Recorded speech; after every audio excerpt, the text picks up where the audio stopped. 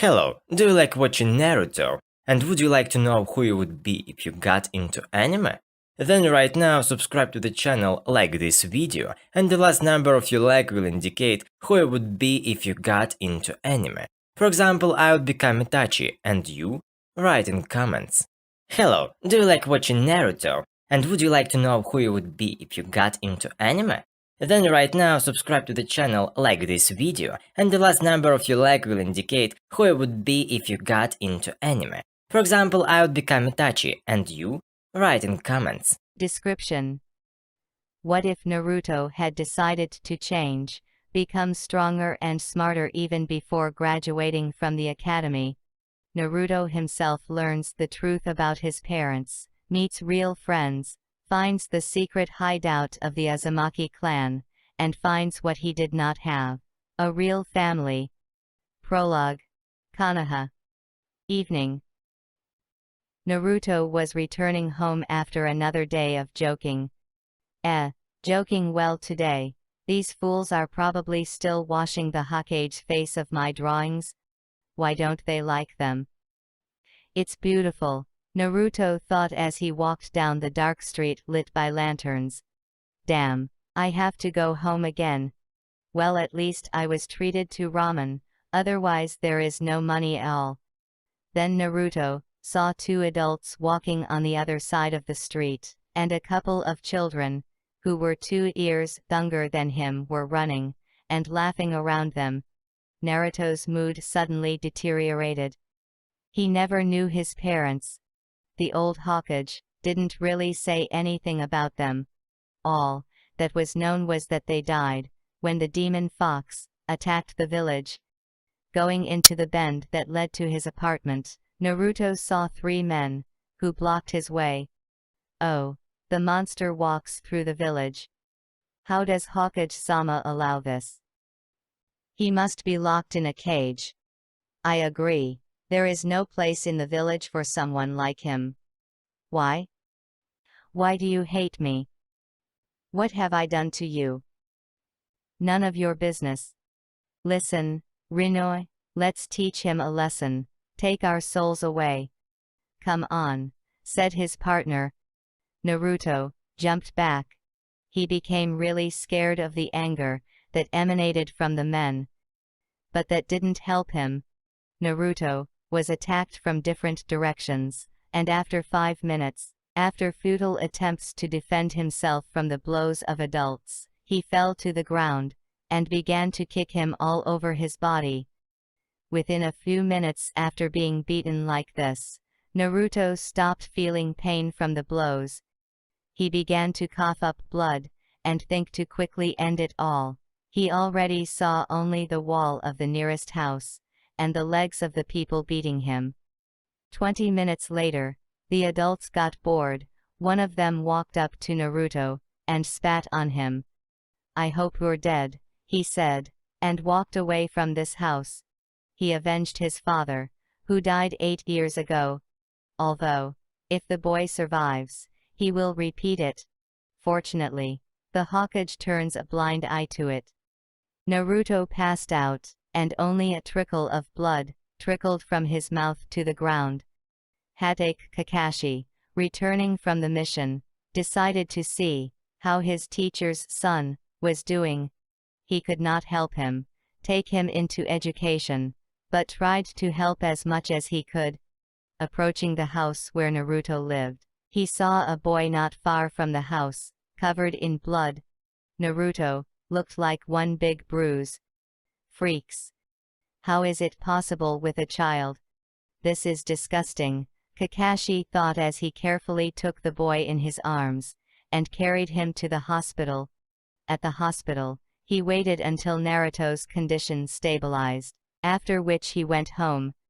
Naruto woke up the next day after lunch, and at first did not understand where he was, but after looking around, he recognized painfully familiar places. Not for the first time after being beaten, he ended up in the hospital. Again, when he regained consciousness, he did not feel any pain from the beatings. He didn't know why this was so. I'm here again. But who brought me here? Thoughts were spinning in my head. Naruto lay there and thought about what to do next. He understood that next time he would simply die of beatings, and again no one would be punished. He felt hurt on yesterday's men for what they did to him, on the Hokage for allowing them to do this, and they have nothing for it. And if he does pranks, then he is punished. After lying for another couple of hours, he decided. So, that's it. I'm tired of what is being done to me here. I can't be here any longer. We must get out of here.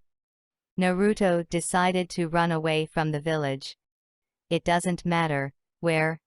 The main thing is to stay away from the hated village and the people who beat and humiliated him.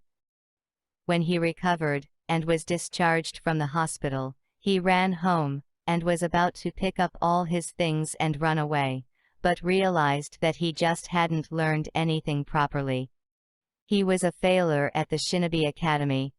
Everyone laughed at him when he failed practical classes. He could not hit targets with kune, could not perform the simplest techniques. In sparring fights, he was most often badly beaten. The teachers hated and feared him, and did not want to help him. Not knowing where to start, he decided to turn to Iruka and the others. He understood that the attitude of the academy teachers towards him was not the best, including because of his behavior, his jokes. But he smoldered the hope that if he did not behave like an idiot and did more work, then everything would change. With such thoughts, he went to bed and quickly fell asleep. In the morning he went to the academy, where he tried to behave differently. Iruka and the rest of the teachers couldn't believe their eyes as they watched him change. Naruto tried to listen and delve into what the teachers were saying. After theoretical studies, they were sent to the training ground, where practical classes were held. Naruto, unlike previous times, did not climb forward, but tried to understand how people like Sakura, Ino, who did not have features like those of Shino, Sasuke and others, showed better results than him. And when it was his turn to throw, for the first time he was able to throw so that 2 shurikens hit the target. After class, Naruto approached Iruka-sensei. Iruka-sensei, can you help me? What do you want? Iruka asked, clearly unwilling to talk to him. Can you help me with training? I want to learn how to defend myself. Something you were not interested in training before? You were only interested in leprosy. It doesn't sound like you. Well, I'm tired of being beaten, that I am considered a failure. You hate me too, like the rest, and if you don't want, you don't have to study with me, but tell me what you can read. Please help me with something. Iruka thought deeply after hearing this statement. He recalled what the Hokage and other teachers had once told him about him. Inside he was fighting 2 feelings. The desire to send him to hell, and the duty of the teacher, who called at least something to help him. Okay, Naruto, I'll help you, but with a few conditions.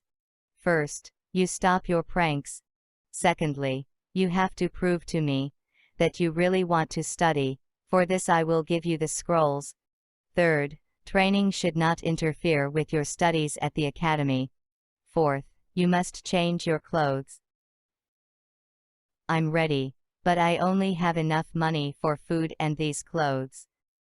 Okay, I'll buy you 1 set, maybe later, but only if you prove to me that you have changed and are ready to learn. Thank you, Iruka-sensei. Okay, let's go to the library. Chapter 2 Library. When they arrived, Iruka left Naruto at the entrance with the shelves, while he went to pick up the scrolls. While he was collecting the scrolls, Naruto decided to look for something himself. For a long time, He wanted to find at least some information about his parents and his clan. But the third Hokage, no matter how he asked him, did not really tell anything. He turned to the librarian. "Excuse me, please. I would like to find information about the clans of the village here. Can you tell me where to look for me?" "The second rack to your left." "Thanks." The librarian did not even look at him, but went on with her business. And Naruto went to the indicated rack. To begin with, he decided to search for information about the Uzumaki clan. Half an hour later, he found several books about the clans of the world and villages. Returning to the place where Iruka-sensei had left him, he began to wait for him, at the same time starting to read books. Uruk didn't have to wait long. 10 minutes later, he came up with a large pile of scrolls. When he saw Naruto, he almost dropped the scrolls on the floor. Seeing the most important slacker and slobber of the village reading a book was comparable to the appearance of a resurrected Rikudo in the world. Maybe he's changed his mind after all, Iruka thought.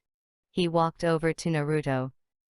"What did you take for the books, and why did you leave?" "I told you to stand here and wait for me." "Sorry, Iruka-sensei. I just wanted to look for something about my clan, while you collect your training scrolls. I don't even know who my parents were, so I decided to start at least with this." What's wrong with him?" "We urgently need to talk about this with the Hokage-sama. Although this is even good, maybe he has finally changed his mind," Iruka thought. "Can you still give him a chance?" "In which case, I did everything I could. So now, Naruto, let's make an agreement. We will study after classes at the academy, if I am free. If not, then you are not asking me. You are not downloading a license, but you go and do it yourself. I don't have to give up everything and deal only with you." "I understand. And I agree. I am grateful to you for agreeing to study with me."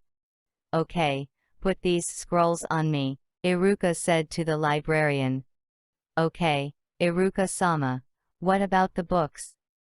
answered the librarian. "Write down in the name of Naruto Uzumaki. Perhaps soon he will often appear here." "Well, even though I would not want to see this monster here, but if you ask." Hearing the words about the monster, Naruto almost burst into tears, but remembered his plans and calmed down.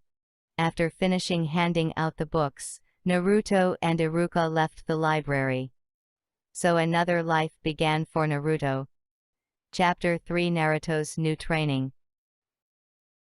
From the next day, a new life began for Naruto. Every day, in the morning he went to the academy, where he tried to listen carefully to everything that was said in the classroom, strove to do his homework, and worked hard in practical classes. After classes at the academy, Naruto stayed with Iruka and did additional training. At first, these trainings did not bring serious success, but gradually everything went smoothly. 6 months later, Naruto was already throwing kunai for sure, but he could not manage to create clones. Naruto also tried to find as much information as possible about the Uzumaki clan. He had already found some information about the clan and the village hidden in the maelstrom, where the clan lived. Unfortunately for Naruto, he learned that almost the entire clan, along with the village, had been destroyed. The remaining inhabitants dispersed to different villages. He also learned that Uzumaki Mido was the first Hokage's wife, but she died long before Naruto was born. Most of all, he was upset that he could not find information anywhere about who his parents were, and why the whole village hated him. The most important thing he learned was that the Uzumaki clan specialized in seals, and were some of the best specialists in the world. Upon learning this, Naruto got excited about the idea of learning how to do it. But for this it was necessary to find a master of seals, and ask to be his apprentice. But in the village, probably, no one will help him, and no one will let him go beyond the territory. After 2 weeks, Iruka decided to suggest new workouts. Naruto, you showed that you can learn, and have a desire to train, so you can start new training. This will be chakra control training. Here, take the scrolls, read what workouts exist for improvement, and in principle I have nothing to teach you. You throw kunai and shurikens well. You can finally perform the transformation technique without perversion. Then you train yourself. Thank you, Iruka-sensei. But what about the clones? Try, train, improve chakra control. Maybe this will solve the problem. Are there any other options for clones? I read in books, for example, about shadow clones, which the second Hokage invented. Yes, there is one, but you cannot cope with it yet. You better first improve your control. Then I will talk to the third, and perhaps he will allow you to learn this technique. Oh well, I'll try. Like the third said. Flashback. After Naruto and Iruka left the library, Iruka went to talk to the Hokage. Hokage-sama, I have information on Naruto. What did he do again? Lord, why such an attack on my head, and the village? He did nothing. On the contrary, he was not late for classes at the academy today. He listened attentively in class.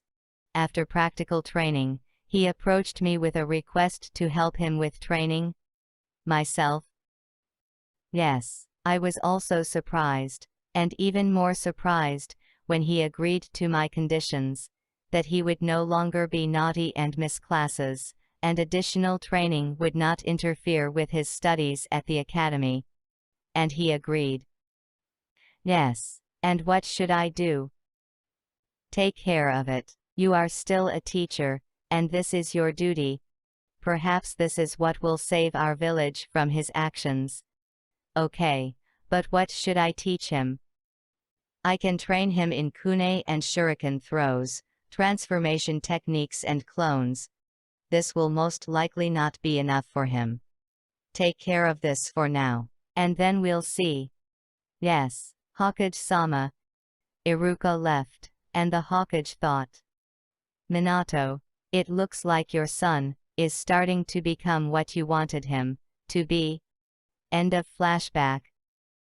From the next day, Naruto began to train on his own again. As stated in the scrolls, he began with the development of the body. To do this, every morning he left the territory of the village, and did jogging, and other physical exercises.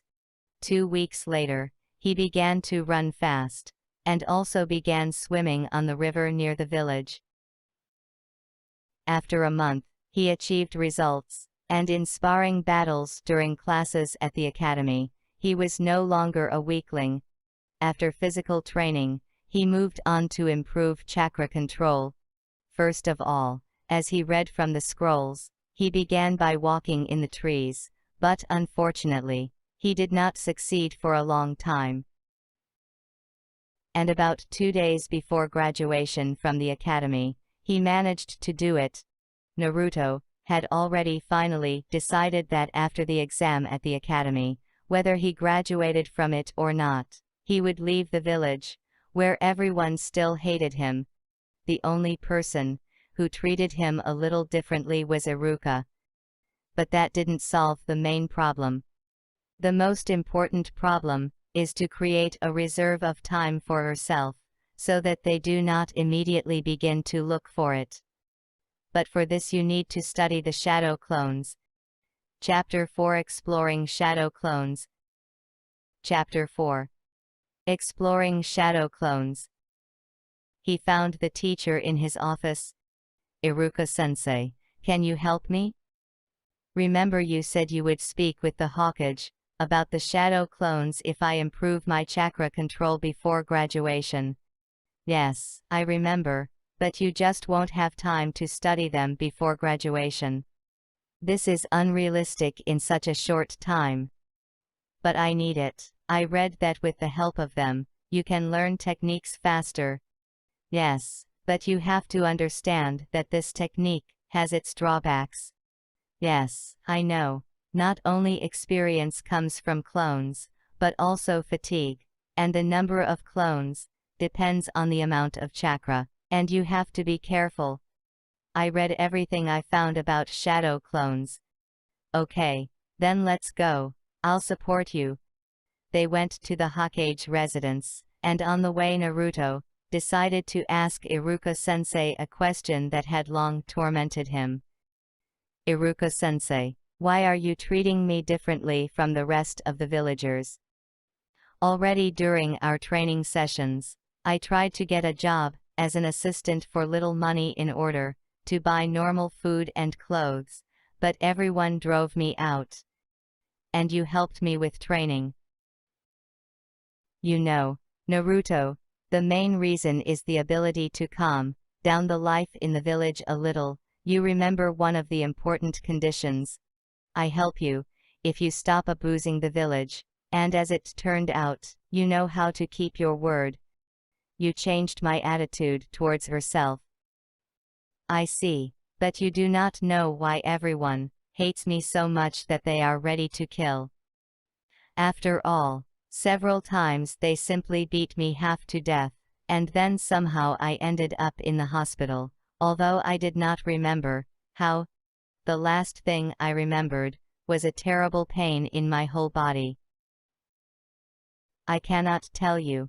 This is the order of the third, and the village council. Clear? Okay, let's go. I understood everything. Naruto frowned, and Iruka realized that he didn't like his answer, but the third's order was categorical. When they arrived at the Hokage, Iruka addressed him. Hokage-sama, my student asked me to learn the technique of shadow cloning. Yes? And who is so brave? Not everyone can master this technique, especially those who have not graduated from the academy. Yes, but he has prepared very well lately. He improved his performance at the academy, did physical training on his own using the scrolls given to him, and also improved chakra control on his own using the scrolls. I think he deserves a chance. What do you say, Naruto? Why do you need this technique? For some more pranks? Do you want us to run not after you alone to stop, but after several of your copies? No, I promise, like Iruka-sensei recently, that if I have a choice, I will stop being naughty. For the last few days, I have been studying every possible scrolls that I could find on this technique. The third glanced at Iruka, who nodded. Okay, but who'll be studying here at the Hokage residence? I will give you one room. Likewise, only in the presence of Iruka, or another of the Chunin, or Jounin. I agree. I really need to learn this technique, and I am ready to go to any conditions. Well, the third wrote something on paper, and handed it to Iruka. Go to the archive. You will be given everything you need. In the meantime, we will discuss one more issue. Yes, Mr. Hokage. When Iruka left, the third addressed Naruto. Naruto, I see you have some more questions for me. Yes, Hokage-sama. I would like to know who my parents were and what became of them. You have been avoiding this conversation all the time. Naruto, I told you so. Your parents were killed in the attack by the Nine Tails. You yourself miraculously survived. But why can't I find information about them in the library anywhere? I have never found anyone from the Uzumaki clan among the dead or missing. So, Naruto, you asked for help. Let's make an agreement. I will organize help for you in further training, and you forget about this issue. Otherwise, I cancel the agreement on shadow clones. It's tough, but there are things that, unfortunately, you shouldn't know for the good of the village and its inhabitants. Naruto, hearing the ultimatum, swallowed it, nodded, but was even more convinced that his decision was correct, and nothing keeps him in this village, and if it had not been for training on shadow clones, he would have left this damned village right now. Okay, Hokage-sama. I agree. Well, that's good. 20 minutes later, Iruka returned and Naruto went with him to the training room at the academy. So, Naruto, here is a scroll describing the use of the technique. Study carefully everything that is written about the correct use of this technique. If you use this technique thoughtlessly, then problems will begin. I understand, but I really want to start faster. Fast does not mean right. You study for now, then you will tell what you understood, and then you will start training. Naruto sat down in the center of the room and studied the scroll for an hour, then recounted what he had read. Iruka was pleased with what he heard, and Naruto began training. But, given the time, he did not have time to complete it. More precisely, he did not really want to show it. He did not want to know about it ahead of time. Okay, you will continue after the exam. If you are lucky, you will pass it. Unfortunately, you didn't manage to resolve the cloning issue. But we will decide this question after the exam. What should I do if there are clones on the exam? Try. Maybe it will work out. Naruto put on an offended and humiliated expression and went home. And in the morning, the final exam was held at the Konoha Shinobi Academy. As Iruka had warned and feared Naruto, the practical part of the exam was to create illusory clones. Naruto, as expected, could not pass, and went home. He sat in an empty apartment, and thought about what to do, and how to proceed. He decided to find out about the sealmakers, who live and work closest to Konoha. There were only 2 of them in the Land of Fire. One lived in Konoha, worked for ANBU, and was subordinate to the third, so he did not fit. The second was a hermit living in a forest relatively close to the capital of the Land of Fire. So he will go to him. Chapter 5. Leaving the village. The next morning, Naruto went shopping for groceries and equipment for the trip. Unfortunately, there was not enough money. In the evening, Naruto pretended to go for a run as usual. Outside the territory of the village, he created one shadow clone, which he sent back, while he himself headed towards the capital. Before moving on, he changed his appearance from a yellow-haired boy to a dark one, with long hair. He became half his head taller. He simply hid his stripes on his cheeks. The first stop in his plan was the nearest large city, where he hoped to find some merchant who was going to the capital. He was running out of food and had no money for new food. That's why he wanted to get with someone. After asking the guards at the entrance where the merchants could be found, Naruto went to the merchant's quarter. In one of the shops, he saw a man of about 40. Hello, excuse me, you do not know. Here someone is going to the capital with a caravan soon. And what do you care, youth? The fact is that I also need to go there, and I would like to join some caravan. And I care where you need to. Unfortunately, I have no money for food, and I am ready to get a job as a simple servant in a caravan. Ready to do any job. I recruit children your age, but I don't know you. Who are you? The merchant watched him closely, expecting an answer.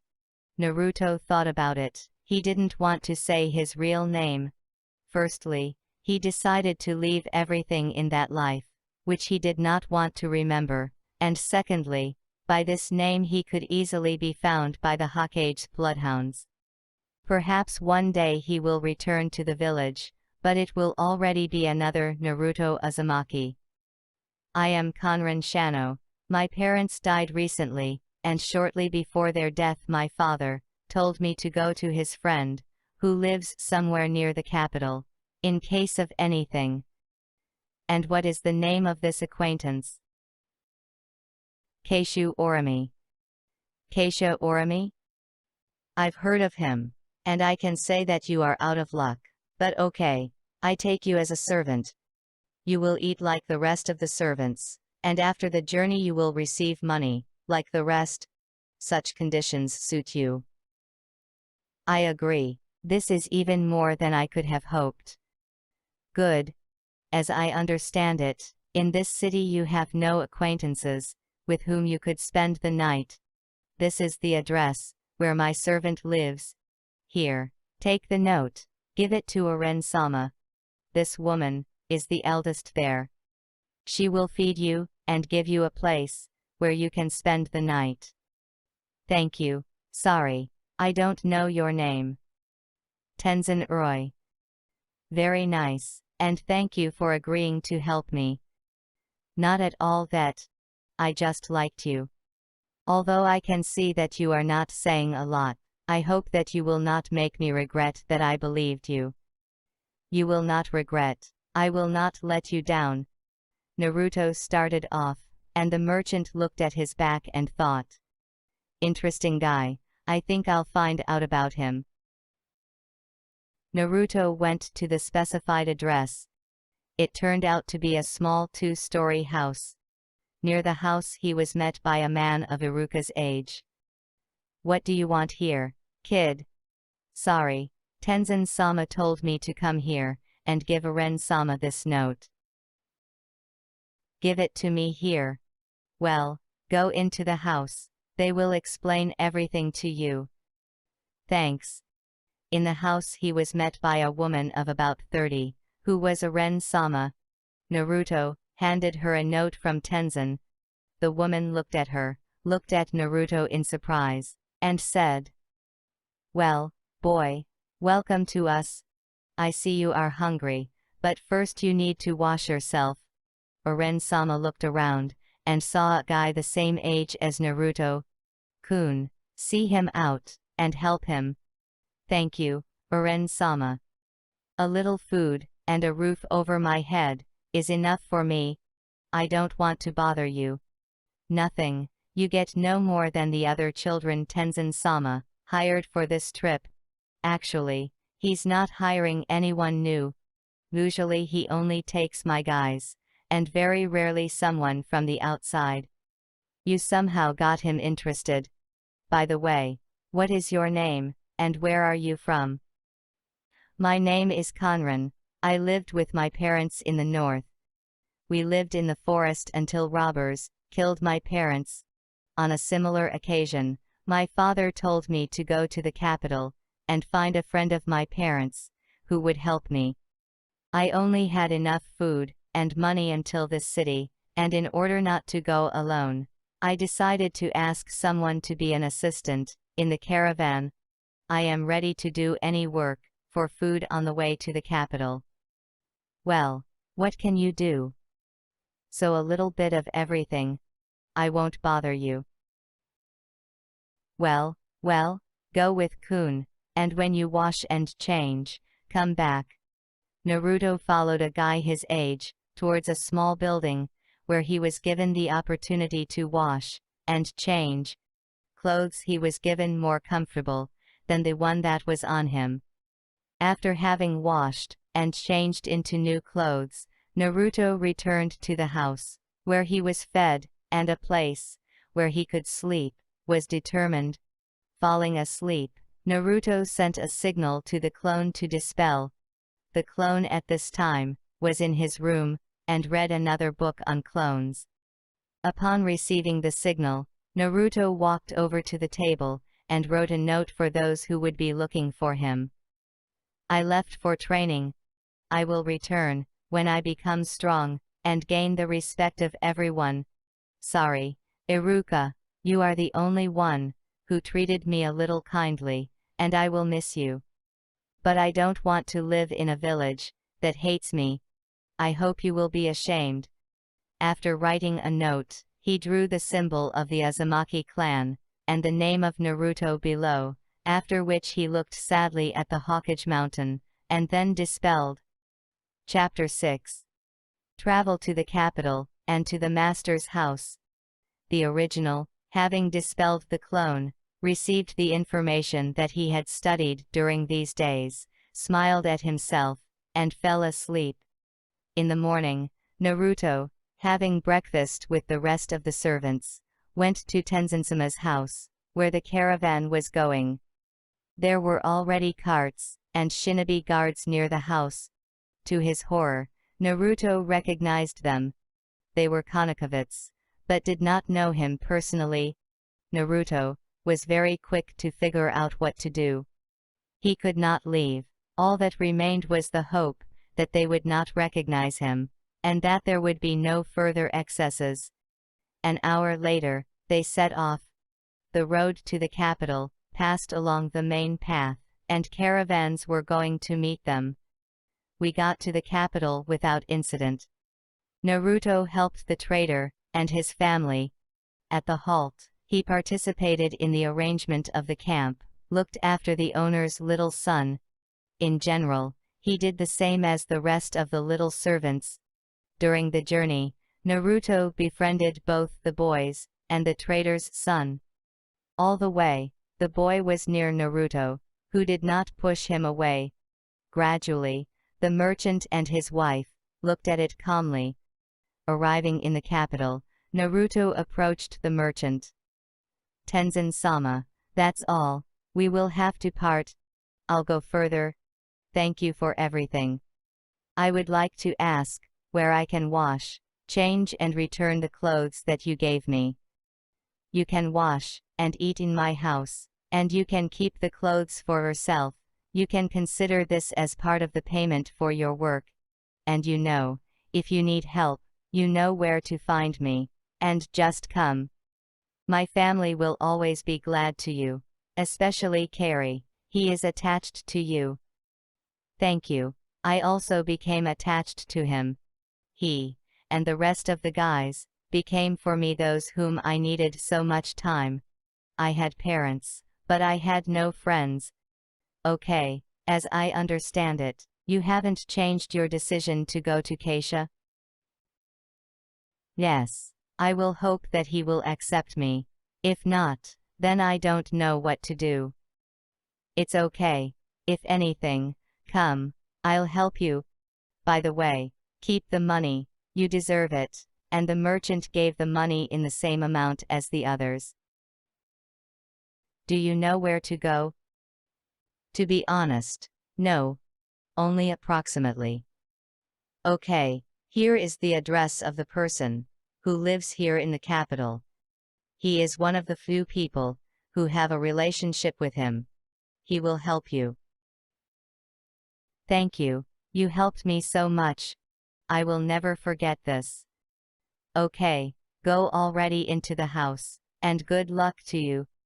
Naruto went to the merchant's house, where he was allowed to wash and rest, and was fed, after which Naruto went in search of the merchant's friend's house.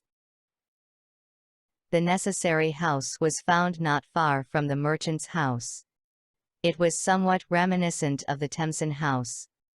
When Naruto knocked on the door, a middle-aged woman opened the door. Can I help you? Yes, excuse me, my name is Conran Shano. I came to Tori-sama from Tenzin-sama. I need help finding a person. Yes? Well, come in. Wait for him in the living room. I will tell the owner of the house that you have come. Thank you. Naruto walked into the living room and sat down in a chair.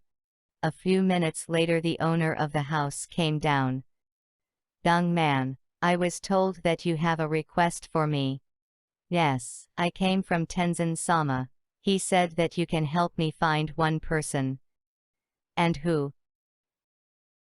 Keisha Aomi? And why do you need it? My father once knew him. Unfortunately, he died with his mother. But before he died, he told me that I would go to him, that he would help me. Yes, I sympathize, but it will be difficult for you. He has a difficult character. Why is it difficult? My father told me that he is a very worthy person. It's hard to do business with him. He does not like dishonest, even in small things, games, and he behaves unfriendly with strangers. But I have no one else. Well, I warned you. Wait for me a little. Tori left the room, and returned a few minutes later, holding a map in his hands. Look, his house is here. Redraw the map. I won't go with you. Unfortunately, I'm sick. Naruto took a large piece of paper, and redrawn a section of the map, and after bowing to his master, left. Thank you very much. Naruto left Torisama's house, and went to a location on the map. As it turned out, the path was not close, and he was supposed to reach the place tomorrow morning. Therefore, I decided to spend the night on the shore of a small lake halfway. Thus ended the third day, since he left Konoha. On the same day in Konoha, in the Hokage's office. Chapter 7, Finding Naruto in Konoha Part 1. Chapter 7, Finding Naruto in Konoha Part 1. Hokage-sama, we have an emergency. What's happened? Naruto Uzumaki is missing. How did you disappear? Nobody saw him for the second day. Today, I decided to go to him, but he does not open the door. Then I opened it myself, and saw that there was no one there. The room was empty, and there was a note on the table. Iruka handed the note to the third. The third, taking a sheet of paper, began to read. When he finished, he said, "Quickly summon Kakashi and the ANBU search party for me." When the summoned shinobi arrived, the third began to give instructions. Find Naruto Uzumaki quickly. He left the village. Find and deliver. Here is the note he wrote. The third gave the note to Kakashi as the eldest in the group. He called the dogs. Pakken, you need to find the person who wrote this note. There is. Kakashi, take a photo of Naruto. Suddenly you need to show someone. There is. Kakashi and the ANBU squad set off in search of the fugitive. Kakashi's dogs smelled like they went to Naruto's apartment, and then through the village. An hour later, nothing has changed.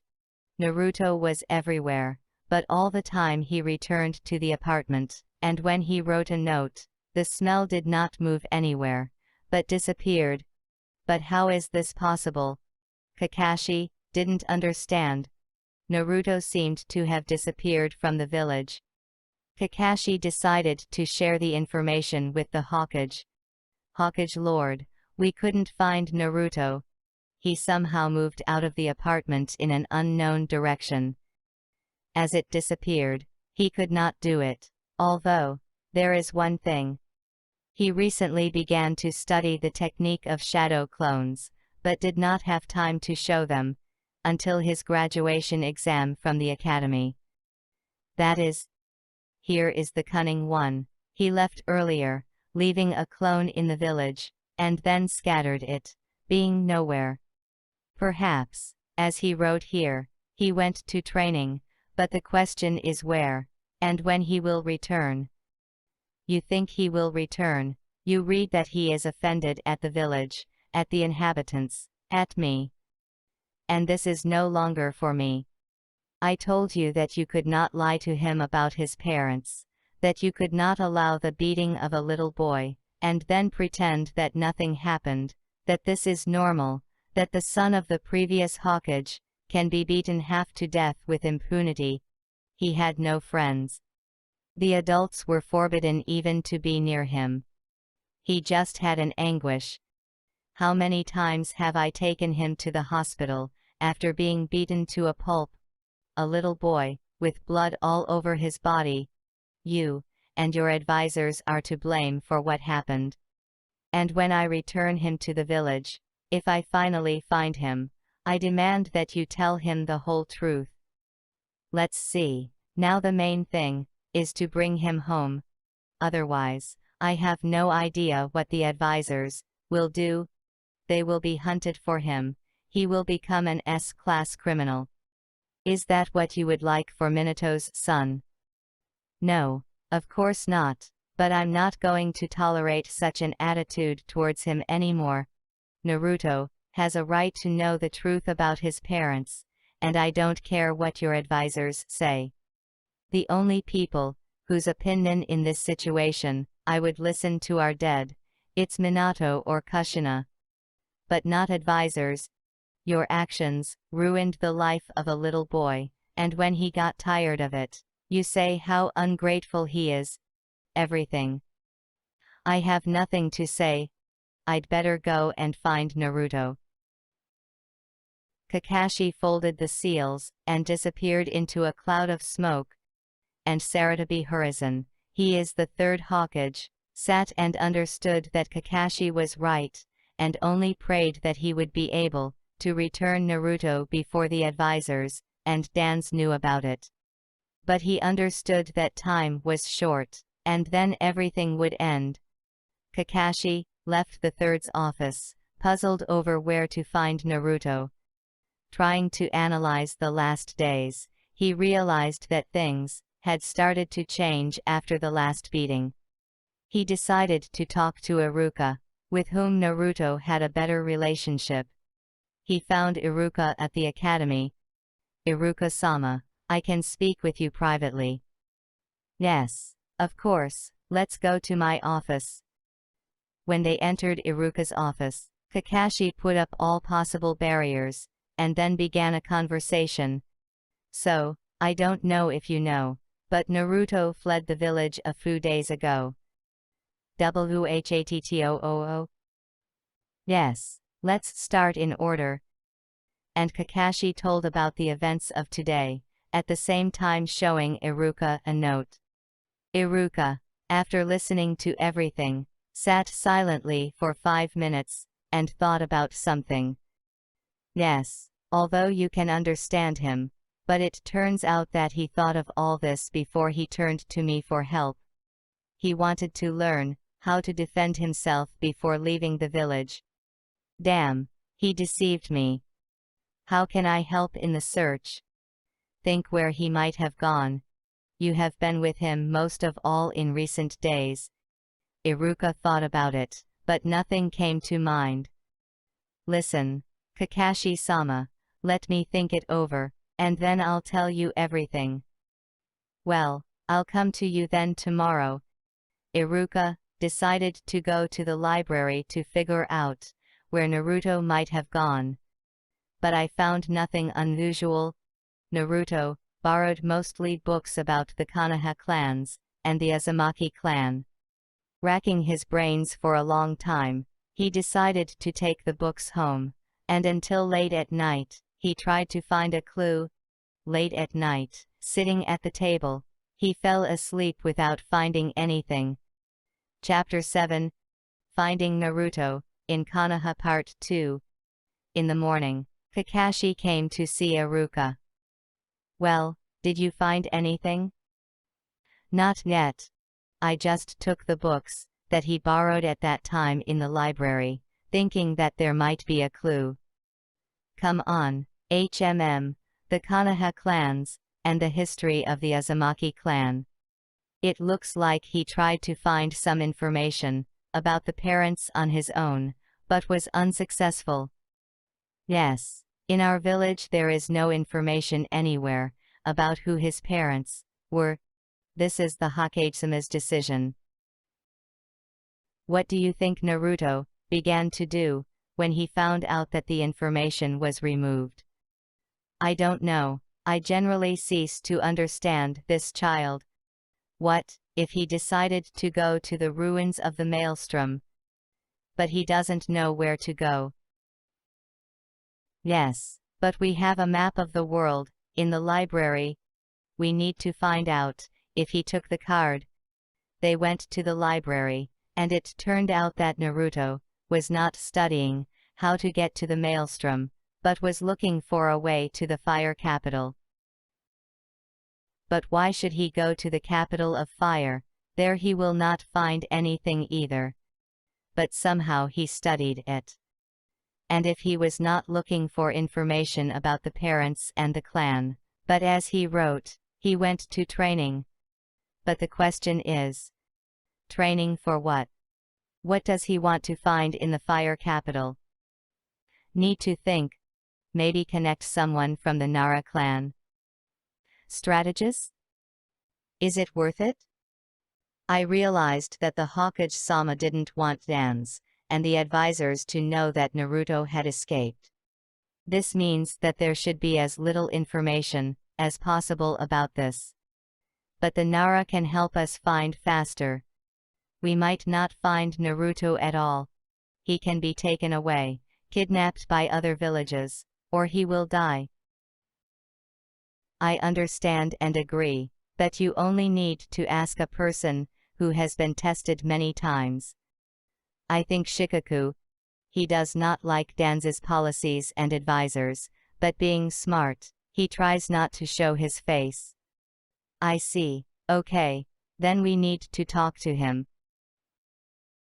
Kakashi went to the Nara clan's estate, and 10 minutes later returned to Iruka along with the leader of the Nara clan Shikaku. Then they thought together, and looked for a clue. The search for solutions lasted until the morning. In the morning, Shikaku finally issued.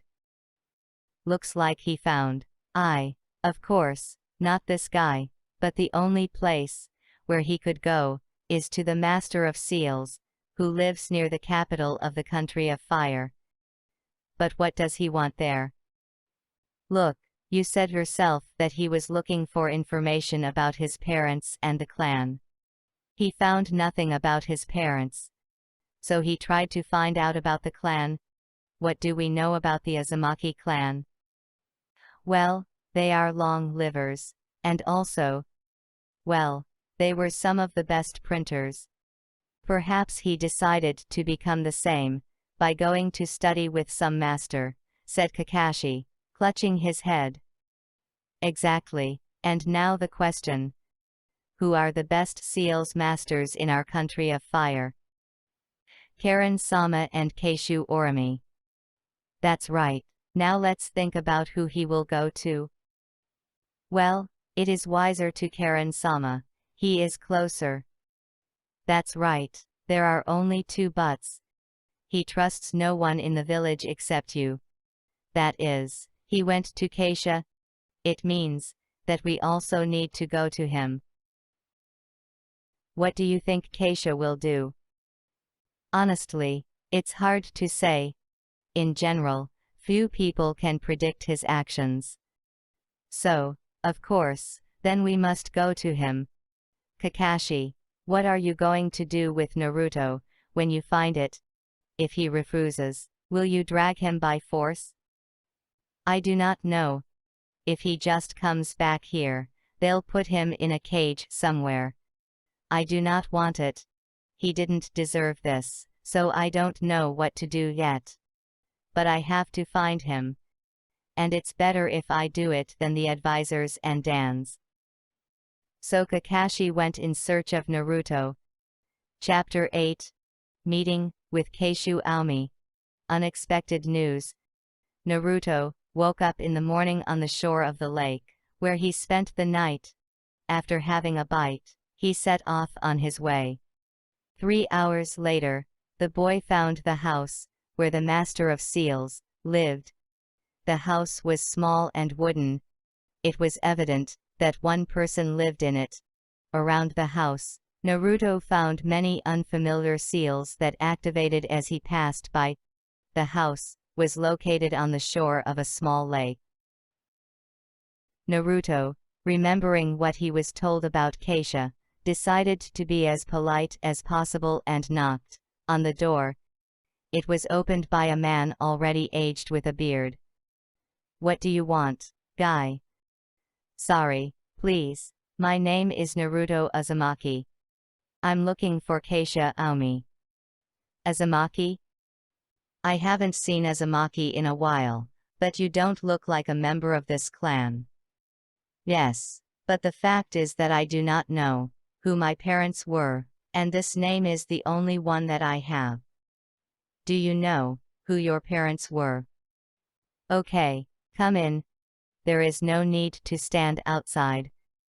When they walked inside, Keishu pointed Naruto to a chair, himself seated in another. "So, tell me who you are, and where you came from." Naruto wondered what to say to him. He did not know if he would betray him by the Konokovits. After learning the truth, deciding he had no choice, Naruto told the truth. "So Uzumaki is from Konoha?" "Yes, indeed. There were representatives of our clan in Konoha. By the way, when you came, it seemed to me that I saw you somewhere, but I cannot understand where. But okay, let's check if you are really Uzumaki or not. You are ready to pass the test?" "Yes, I am ready. It is very important for me." "Okay, but keep in mind that it won't be easy," Keishi said, and made the call seals. When Naruto studied various options for techniques, he found information, including about this technique.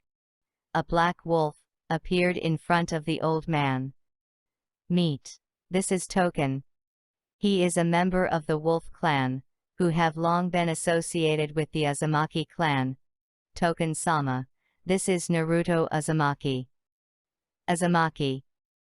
The wolf approached Naruto, and began to sniff at him. After a couple of minutes, the wolf walked away from Naruto. "Yes, it looks like it has the scent of Uzumaki. But this does not mean anything. Perhaps Uzumaki was his nurse. Need to check." "I'm ready." "Good. Tell me, who are your parents?" "I don't know. I'm an orphan. I tried to find out information about them in the village, but they didn't tell me anything.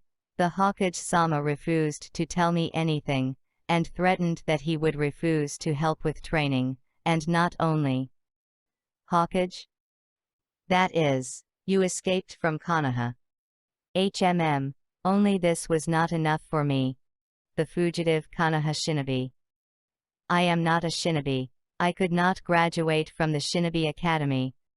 I have failed with the simple clone technique." "Yes, but how did you escape the village?"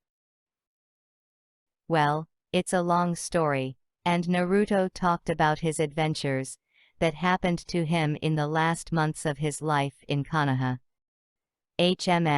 This is unacceptable. Such an attitude towards a small child is not normal. Token-sama, what do you say?" "I have only one thought. Boy, I'm sorry, but the nine-tailed fox was sealed in you, and only this explains at least a little how you were treated, but still, it's disgusting. The nine tails in me. But why? Why in me? How did I deserve this?" "I cannot say that. It is necessary to conduct an examination. There is a theory, but until we check it, we cannot say." "Okay, what should I do?" "We will go with you to our world. There you will pass tests that will determine whether you are a member of the clan, and whether you deserve to become a real Uzumaki, sign a contract with us, become a master of seals and much more." "I am ready. I want to become a worthy representative of the Uzumaki clan. This is my family." "Wait, it remains to be seen if you are a member of the Uzumaki clan by blood? And what if not? You will not teach me, and that my life will continue. Let's see. There is another option, but we will consider it only after it turns out that you are not Uzumaki by blood. Otherwise it should not be considered. In any case, we will not leave you. Thank you, Token-sama, Naruto said. Okay, Token-sama, you can go to your world. Okay, Naruto, take my wool. It would be easier if you signed a contract with us, but we are not so easy to sign a contract with someone. Good. See you, Keishu, you cover him, if anything. Yes, good luck to you, Naruto. I wish you everything will work out. Thank you, Keishu-sama. See you later. Naruto gingerly grabbed the wolf's fur, and they disappeared into a cloud of smoke. Whom does he remind me of? I don't understand, thought Keishu. Chapter 9. World of Wolves. Test. Naruto opened his eyes, and saw that he was no longer in a hut, but on a plain, in the middle of a field surrounded by forest. Token-sama, what is this place? This is Feidanzen, the world of our kind of wolves. Once Ujin-san, the founder of our clan, and my great-great-grandfather, brought a pack of wolves here. Our clan lives here, going only to hunt in your world, but at the same time, we hardly communicate with any of the people. The exception was the Uzumaki clan, with which we have a long-standing relationship. Long ago, the leader of our pack, and the leader of the Uzumaki clan made a contract. But more on that later, if your attitude to the clan is confirmed. I understand. Where to now? Now we will go to our leader, Uman-sama, and he will decide what to do next with you. And what is he like, and what would you advise on how to behave with him? Behave like you do with us. You were extremely polite and respectful. Behave with our leader the same way. And answer the questions truthfully, and as completely as possible. Thank you. I will act like this. So they came to the forest, to talk. 10 minutes later, they came out into a clearing, in the middle of which was a large building. At the entrance to it stood a pair of wolves, slightly larger than Token. Token, who is the young man who came with you? This is Naruto Uzumaki. He came to meet with our leader. Very nice, Naruto-sama. Go on.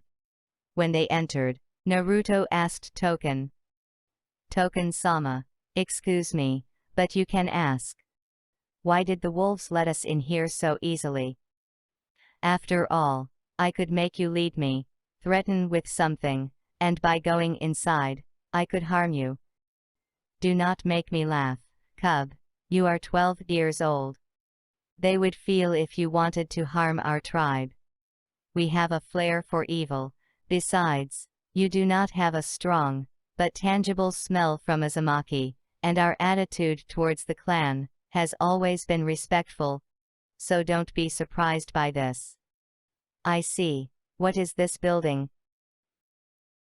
This is the Temple of Fire, our home. The strongest wolves of our tribe, and our leader live here. But let's talk about it later. Now you'd better think about meeting our leader. Token walked forward, and Naruto followed him, examining what was around. The building inside was even larger than it was seen from the outside. The walls were painted in vibrant reds and oranges, depicting fire, sun and more. Token escorted Naruto to a large, spacious room. In the center, there was a throne, on which sat just a huge wolf, compared to which the rest are just small. Token, I was told that you brought another Uzumaki. Yes, Uman-sama.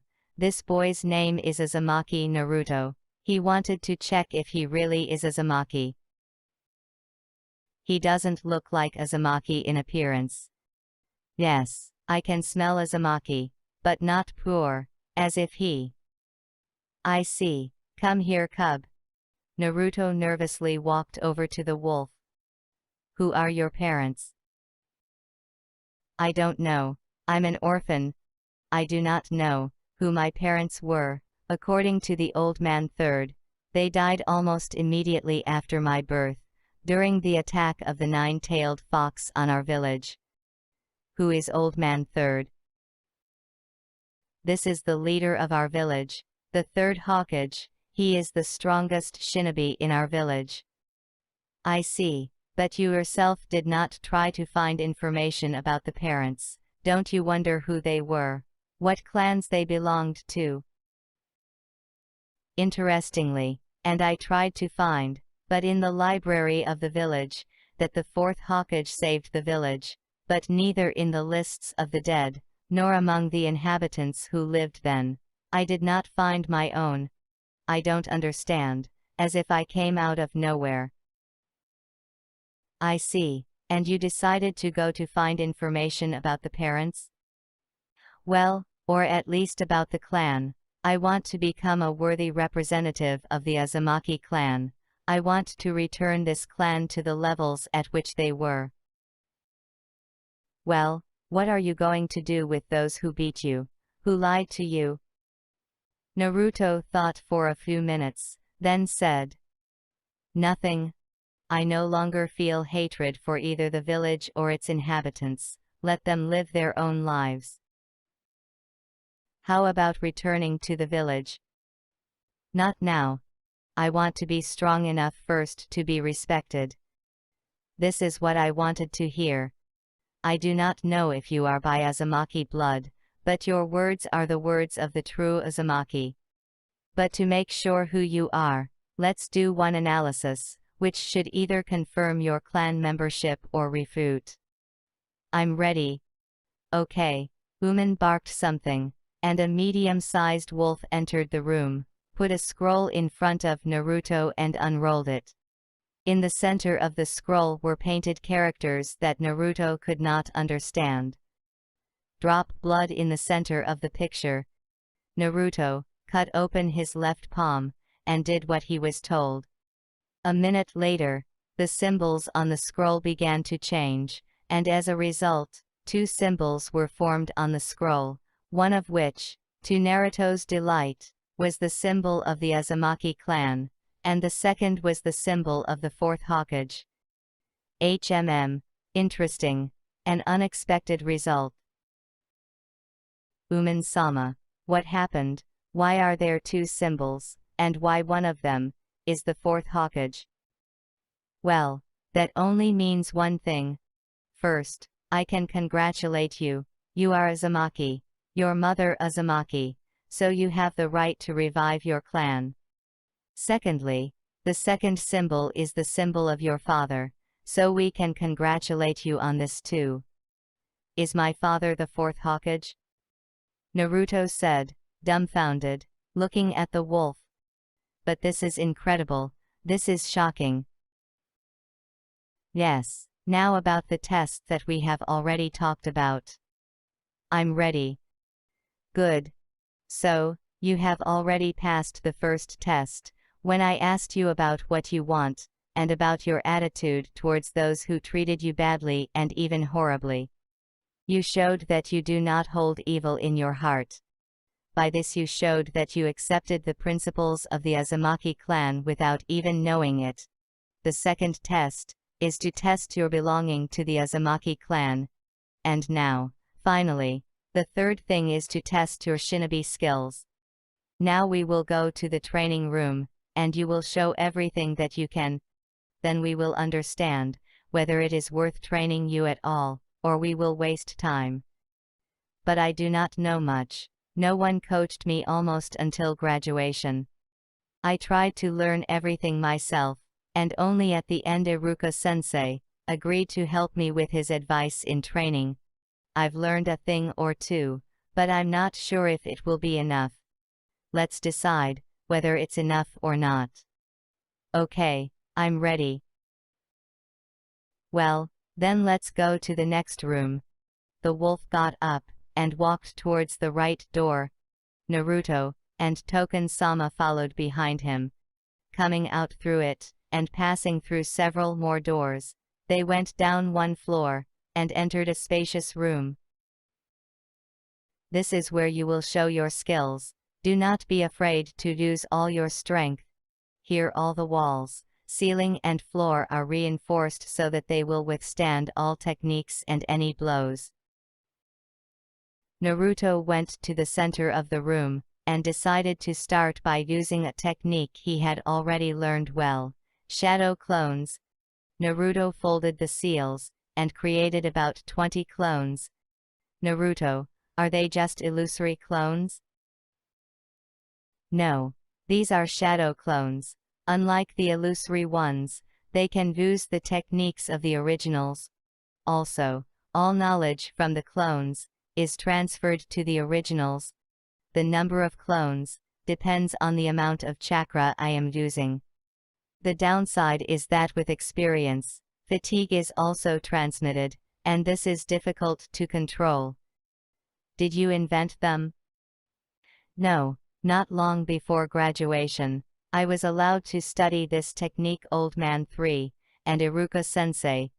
It was created by the second Hokage many years ago. Okay. That's an honest answer. I know Tobirama Senju invented it. Do you know that the wife of his elder brother first Hokage was Mido Uzumaki, one of the strongest and most worthy kunoichi Uzumaki? Unfortunately, she died several years before your birth. She was the first Jinch? Riki of the Nine-Tailed Fox. I know that, but I don't understand what happened between the time she died and the fox attack, where the 9 tails was all this time. Shortly before Midosuma's death, the 9 tails was reprinted into your mother. She was brought to the village shortly before the hidden Maelstrom village was destroyed. Yes, I know about the destruction of the village, but I could not find anything about my mother. So, your mother entered the academy, where she met your father. Talk about what happened to him later with Udram-san. She was associated with your mom until her death. She can tell you more about your parents. Thanks, Naruto said. Okay, let's continue. What else can you do? Naruto walked to the wall and climbed up it without using his hands, then also walked along the ceiling and went down the other wall. I can also walk on water. So you have good chakra control. Not perfect, but fixable. Anything else? Naruto used the transformation technique, transforming into an external copy of the wolf. I can still throw kunai and shurikens for sure. Not much. No spontaneous techniques, no creation of seals, at least at an initial level. Now go. Token will take you to a room where you can relax, or talk to Udram-san, while I'll think about what to do with you. Okay. Naruto bowed in respect, and followed Token out. Token-sama, may I ask? What will happen now? What are my chances? I don't know. Uman-san will decide everything. He will decide if you have the potential for further development. What do you think? Personally, I would take you as a student. You don't know much yet, but I saw your gaze. What's wrong with him?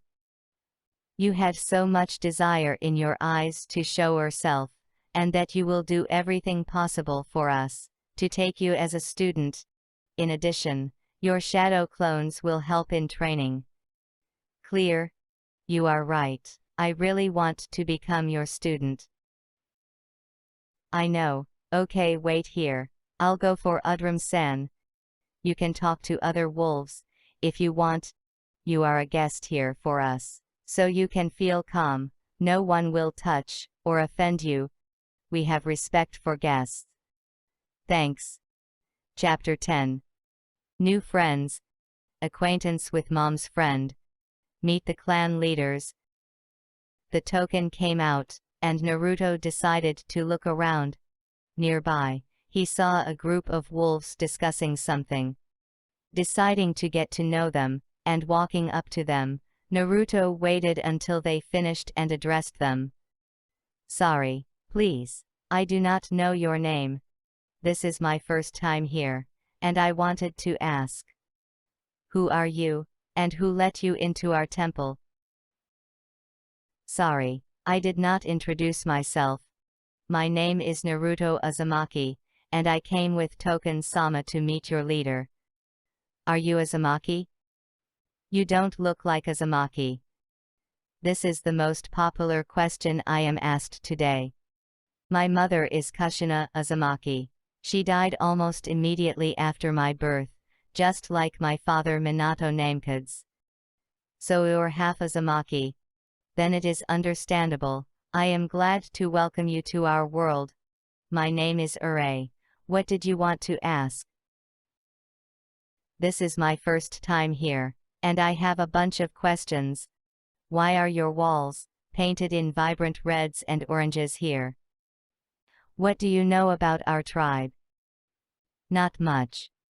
The fact that you are draft animals, that you had a lot of contact with the Uzumaki clan and, besides them, tried not to get involved with anyone. Yes, that's right, but we are also spontaneous animals. You know what elemental techniques are? Yes, only in theory. Unfortunately, I know that there are 5 basic elements: earth, water, fire, air and lightning. I know that powerful shinobi can use techniques based on these elements. For example, the Uchiha clan use fire techniques. Yes, right, this is, let's say, a feature of their clan. So we are not simple wolves. We are a pack of wolves of the world of fire. We are one of the tribes that are masters of fire techniques. Clear? It is a pity that I do not own a single element or technique. Nothing will change soon. By the way, there is Token-sama and Udram-san, probably after your soul. Yes, thank you, Ure-sama. Goodbye. Goodbye, and let's go without the suffixes. Somehow it will be easier for me to communicate with you, otherwise it hurts my ear to be honest. Okay, Ure, and Naruto went to Token, and the she-wolf, who was slightly larger than him and Ure. Well, Udram-san, this guy I told you about. Hello, Udram-san. It is a great honor for me to meet you. And for me, if I'm not mistaken, Naruto, he nodded. Yes, I haven't seen you for 11 years in your world. By the time of our world? Yes, this is a feature of such worlds as ours. Our time goes by differently. Our week is approximately equal to your day. So if you live in our world for a year, then about a month and a half will pass in your world. Yes, this is the situation. Excuse me, Udram-sama, did you live with my mother for a long time? What was she like? Well, I'll tell you, but first take this sheet. Shortly before her death, your mother gave it to me, asking me to give it to you, which I do. Naruto, with a trembling body, went to the she-wolf, and took from the scroll on which it was written, "From Kushina for her unborn child Naruto." Naruto, if you are reading this scroll, it means, unfortunately, I died and I cannot tell you this in person. For starters, know that Minato and I loved, and we will always love you. You are the dearest person for us. In this letter, I want to say the parting words that I should say if I were alive. Firstly, I wish you to grow up as a worthy person whom we could be proud of.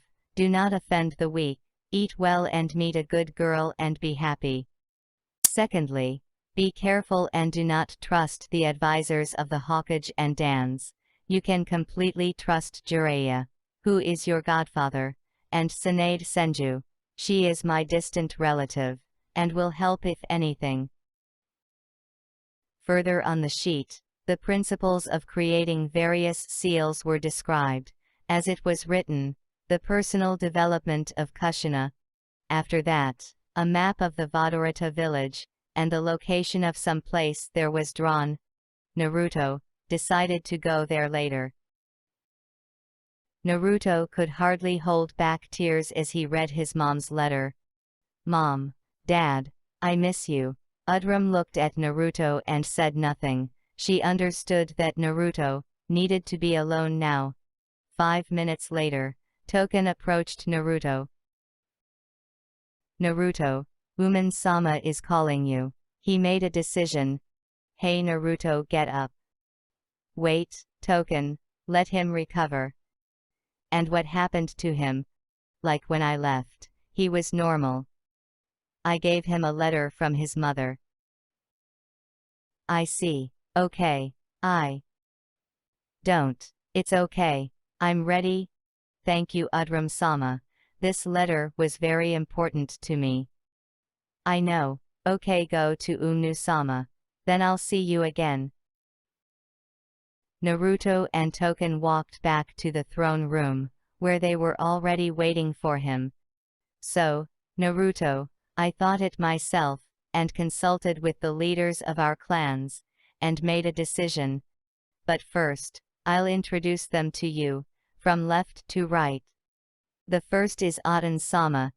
His clan here specializes in seals.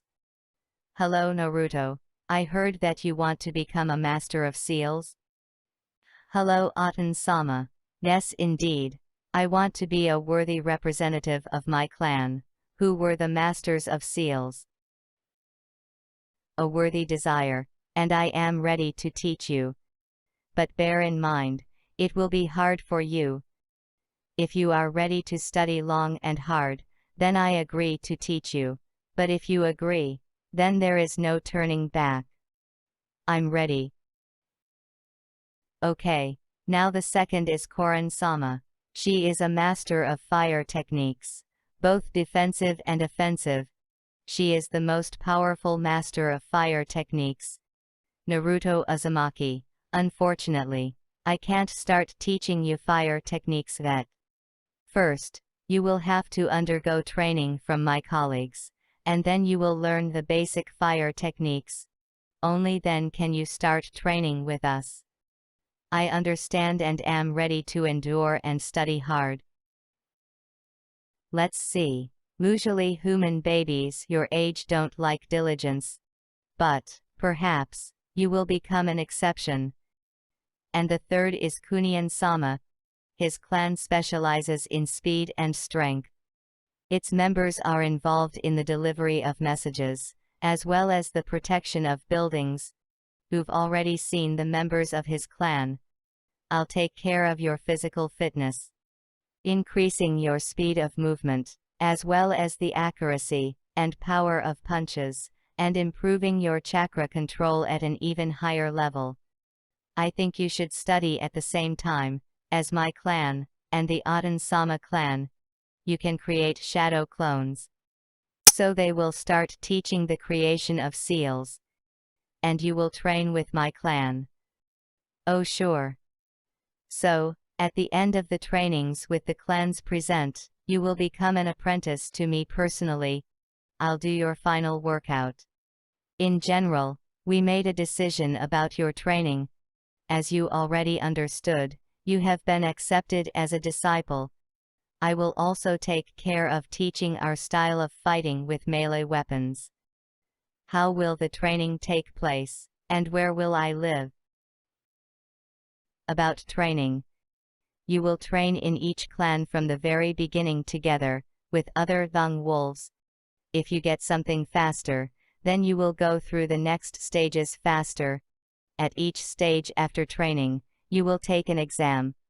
At the end of the exam, you will take our leader. Excuse me, but how am I going to train with wolves? I'm a human being.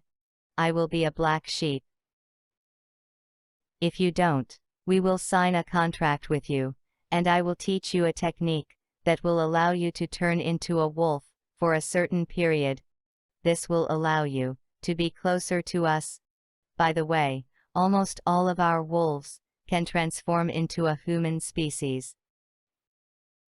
I see, but what about life and food? You will get food yourself, with the help of weapons, and only in human form. Why? Because, having turned into a wolf, you can taste blood, and gradually you will become more of a wolf. And for a person it is bad. I understand. Yes, it will not be easy. You understand correctly. Now about life. You will be given a room, where you will live. Your training will last 6 months at least, or about a month according to the time of your world. It's clear, but what will happen if people from Konoha come out on Keisha-sama, and demand that he call me? Do not be afraid. If these people show up, he will come, and give you information. By the way, did he also undergo such training? No, he was fully trained in only 2 branches. And he did not finish on the part of fire techniques, deciding to limit himself only to the skill of seals. Clear. Chapter 11 Message from Konoha. 6 months have passed since the meeting in the throne room. Naruto, grown up and mature, was sitting in his room, and reading a book about the Uzumaki clan. He had read this scroll several times. This was his favorite book, in which he found a lot of new things, about the history of the clan, about the founder of the clan, about famous representatives. Naruto's favorite was the story of Uzumaki Rene, a shinobi who lived about 50 years ago. He was not just a master, he mastered 5 main elements, as well as 2 additional ones: flame, fire and air, and thunderstorm, water and lightning. He was also a master of swords. He was the leader of the clan for a long time, and was considered one of the most powerful shinobi of that time. At the same time, all the Kage considered his opinion. During these 6 months, a lot has changed in Naruto's life, but now he recalls meeting a man that Naruto did not want to see, since he came from Konoha. Flashback. 1 week after the start of training, in the training room in the Temple of Fire, Naruto was sitting in the center of the hall, and resting after another physical training session. Then Token came up to him. Naruto, can you take your mind off your training? Yes, Token-sama. This is the case. Keisha wanted to talk to you. Yes, of course. Is he here? He's at home. Well, I'll just collect my things. Come on, take them with you just in case. Why? What happened? Hatake Kakashi came to Keisha from Konoha. He is looking for you, and you may not have the opportunity to return here. In what sense? He came for you to bring you back to the village. It was sent by the council of the village. That is, how to take to the village. I have not finished my studies here yet. I am not going to go back there, where I was beaten, where I was not told who my parents were. I know, but I think you should meet with him, and say all this. The fact is that he was your father's student. He does not want to hurt you. You need to talk to him. But if he wants to take me to the village by force, I don't think, even if he tries, I will be there, and will move you here at any time. Well, then in any case I will leave things here. It will mean that I will return here. Well, as you know, okay, let's hold on to me. We'll move now. Naruto gingerly took his coat, and they moved to Keishu's house. In the house, he saw, in addition to Keisha, the same Kakashi, whom he read about when he found information about the Konoha shinobi. Well, Kakashi, I brought Naruto to you. I see.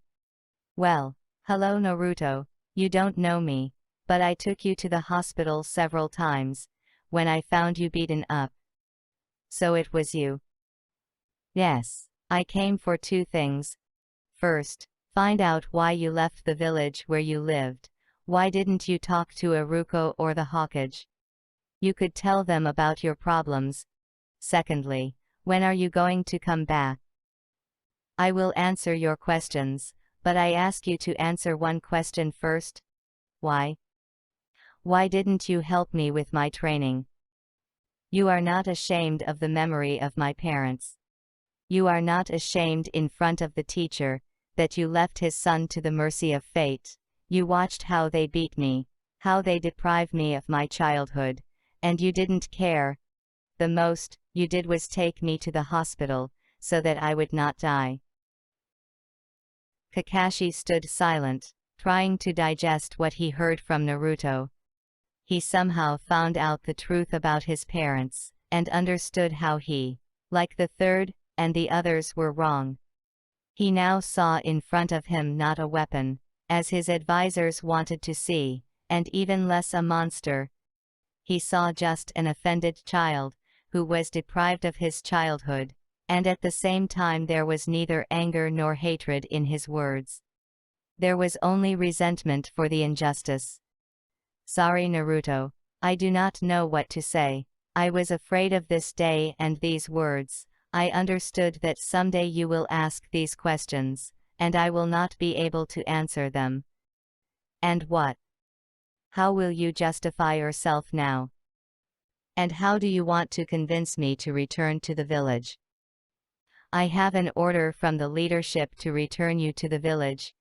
If you don't come back, you will be made an S-class criminal. Yes, you are a child, but you are also a carrier of the 9 tails, and they will do everything to prevent you from falling into the hands of other villages. They, unfortunately, do not care about you and your feelings. And not only yours.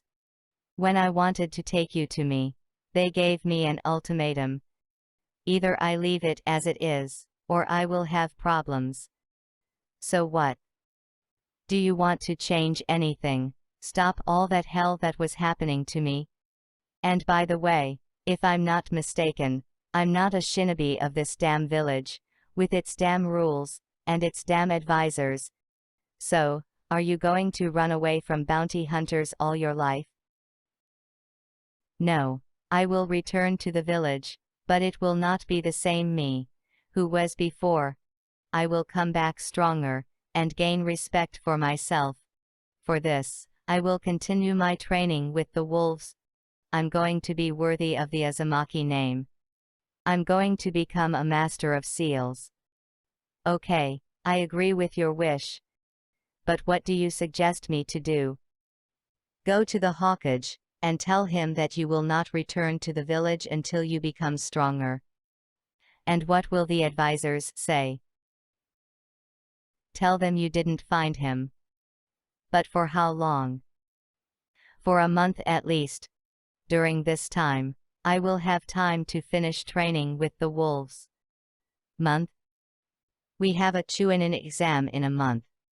I will try to somehow explain the situation to the Hokage. I think he will be able to somehow restrain the advisors, but I advise you, Keishu-sama, to temporarily move to the wolves.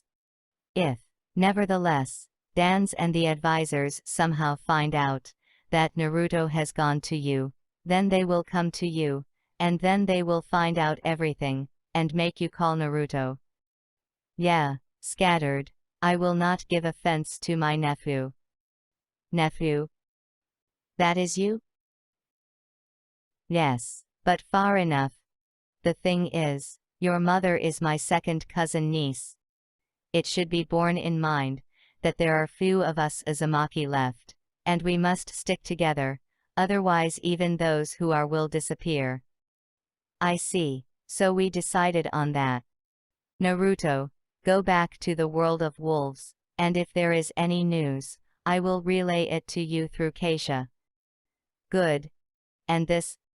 Kakashi-sama, you are the same. Excuse me. Nothing. I know why you said that, and I feel guilty towards you and Minato-sensei.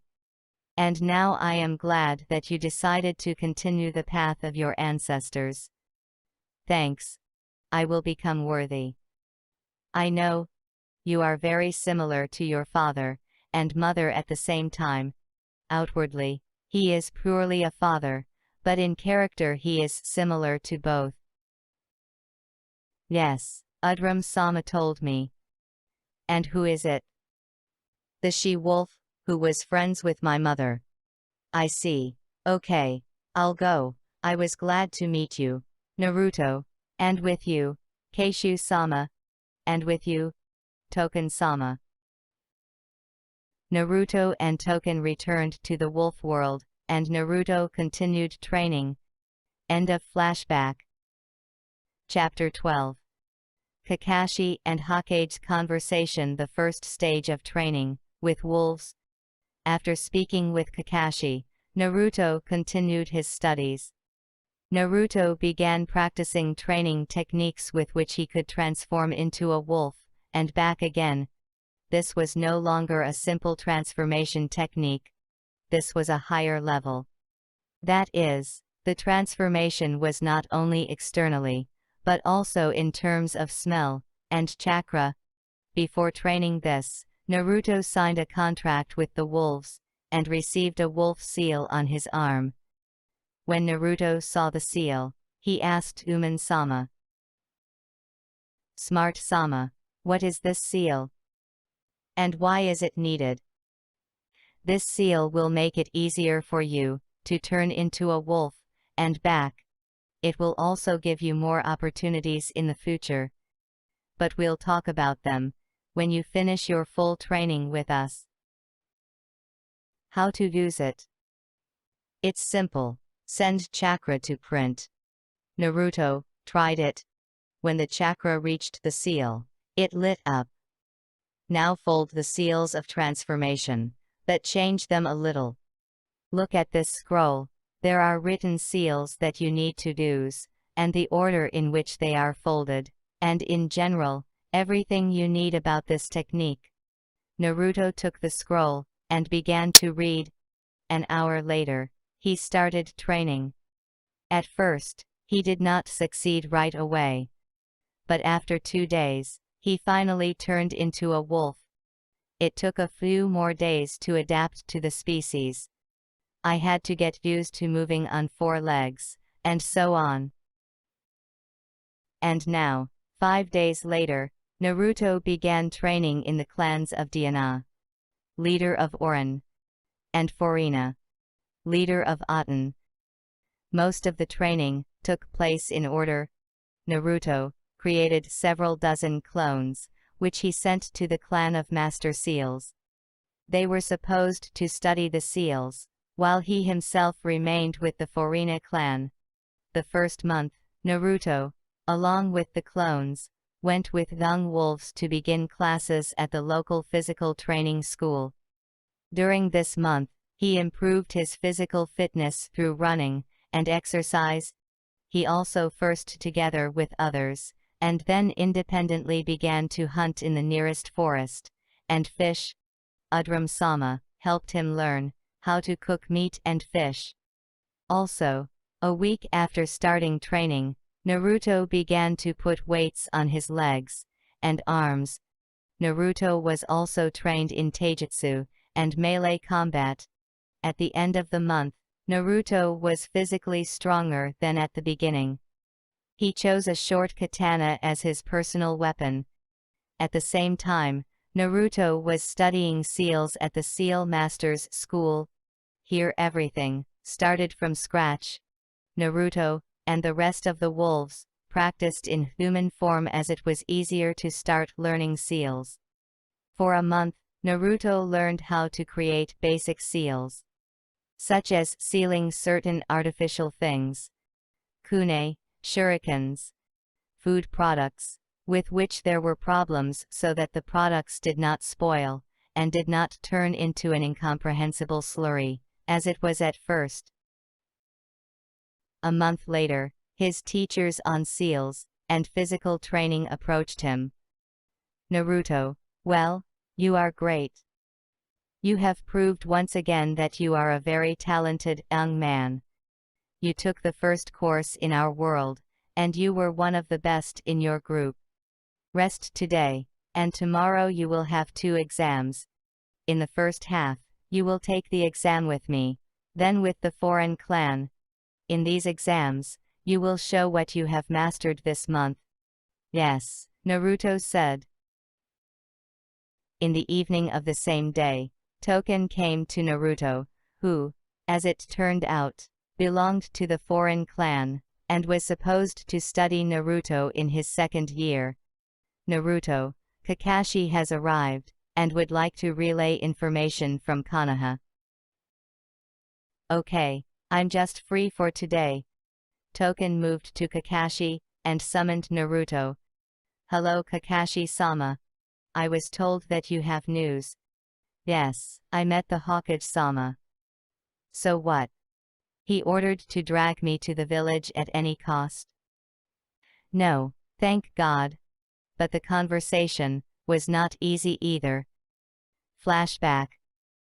Kakashi returned to Konoha, and immediately went to the Hokage to report. Hokage-sama, may I come in? Yes, Kakashi, come in. Well, is there any news about Naruto? Yes, Hokage-sama, but if possible, let our conversation be closed. You yourself will then decide who to transfer it to, and who will not. Who you talking about? Who do you not want to tell the truth to? The counselors and Dan-sama. I don't want them to ruin Naruto's life again. I ask humanly, listen first, and if you decide that you need to convey information to them, then pass it on. Well, it's good that you want. May I put up barriers? Good. Kakashi set all the barriers he knew within 5 minutes. Well, now we're ready to explain what happened between you and Naruto. When I left your office, I decided to talk to Iruka to understand what Naruto had been doing lately, and where he might have gone. According to you, Iruka has been training with Naruto lately, and I thought. And what did Iruka say?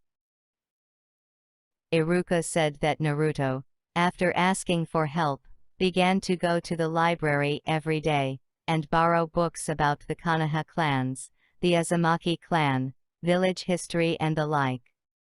Yes, he also turned to me for information about the parents. But how is this connected with the fact that he left the village? You think he decided to go looking outside the village? But where? After all, there is no exact information about the surviving members of the Uzumaki clan in other villages. Yes, we wondered for a long time where he could go. Into the whirlpool. Unlikely. In the end, without coming up with anything, they decided to ask for help from Shikoku Nara, so that he would look at the situation with a fresh head. After thinking it over, he suggested an option that we did not even know about. And what is it? Naruto, not finding information about his parents, or about the clan, decided to become as strong as his clans. The Uzumaki were, after all, renowned seal makers. Yes, not just by masters, but by the best masters. Unfortunately, there are only a few such masters left. And every year there are fewer and fewer of them. Yeah. So, we looked who was nearby, and found out that there are only 2 major masters in the Land of Fire. One is subordinate to you, the second lives near the capital. So you think that he went to the one near the capital. But why to him, and not to me, so that I sent him to my master for training, would you send? You will remember what you said to him when he came in with questions about his parents. You started threatening that if he doesn't stop asking, you won't let him train. You gave your child an ultimatum that if he does not stop figuring out who his parents were, they will stop helping him with training. Why should he trust you? Kakashi, we've already talked about this. I am not going to return to this question for the 1000th time. Yes, I remember, but that doesn't change the fact that Naruto has no right to try to find out the truth himself. I did everything so that he did not know anything. It looks like not all. He found out the truth. He knew everything. But how? The Hokage was clearly nervous. Let me continue first. So, guessing where exactly Naruto went, I went after. 2 days later, I found a master. Kakashi talked about meeting Keishu and Naruto. After the story, the third Hokage froze for several minutes, not expecting such a turn. The situation was clearly getting out of his control, and he did not know what to do. One question, what to do, was constantly spinning in his head. Yeah, that's the problem. That is, he is not going to return to the village. He realizes that this makes him an apostate, and the hunt will begin for him. He understands, and he is going to return to the village, but with a different, stronger shinobi. He was going to really become a worthy member of the Uzumaki clan, and if the village does not give him the opportunity, then he took up himself. I think this is a decent solution, and the best. So you are sure that he will return to the village? Are you ready to vouch for this? Yes, I am sure. I saw his eyes when he talked about you and the village. They had no hatred or desire for revenge. In them there was only resentment that they lied to him all the time. What if we try to force this Keisha to summon Naruto, and then just capture him and put him somewhere? Perhaps what Dan's said is correct. Perhaps he should have given Naruto to him. You know, if you put the question like that again, I will personally leave the village, go to him, and leave with him.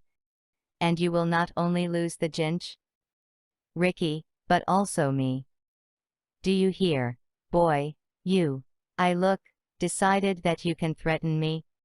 Aren't you taking on a lot? Who are you? You are ANBU, and solve ANBU issues.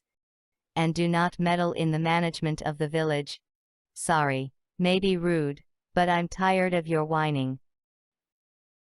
I see. Let the Hokage-sama go, and Kakashi turned around, and was about to leave. Stand. I haven't let you go yet. Sit on a chair, and listen here. Do you at least realize that your actions and Naruto's actions are harming the village? If other villages find out that the Jinch, Ricky have escaped from us, it may lead to the fact that we may be attacked. At the same time, it will be difficult for us due to the fact that a bija can be set on us at any moment, and we will not be able to answer. We will lose our main weapon. Therefore, I seriously ask you, are you sure that he is going to return? Kakashi, lost in thought, replied after a few minutes.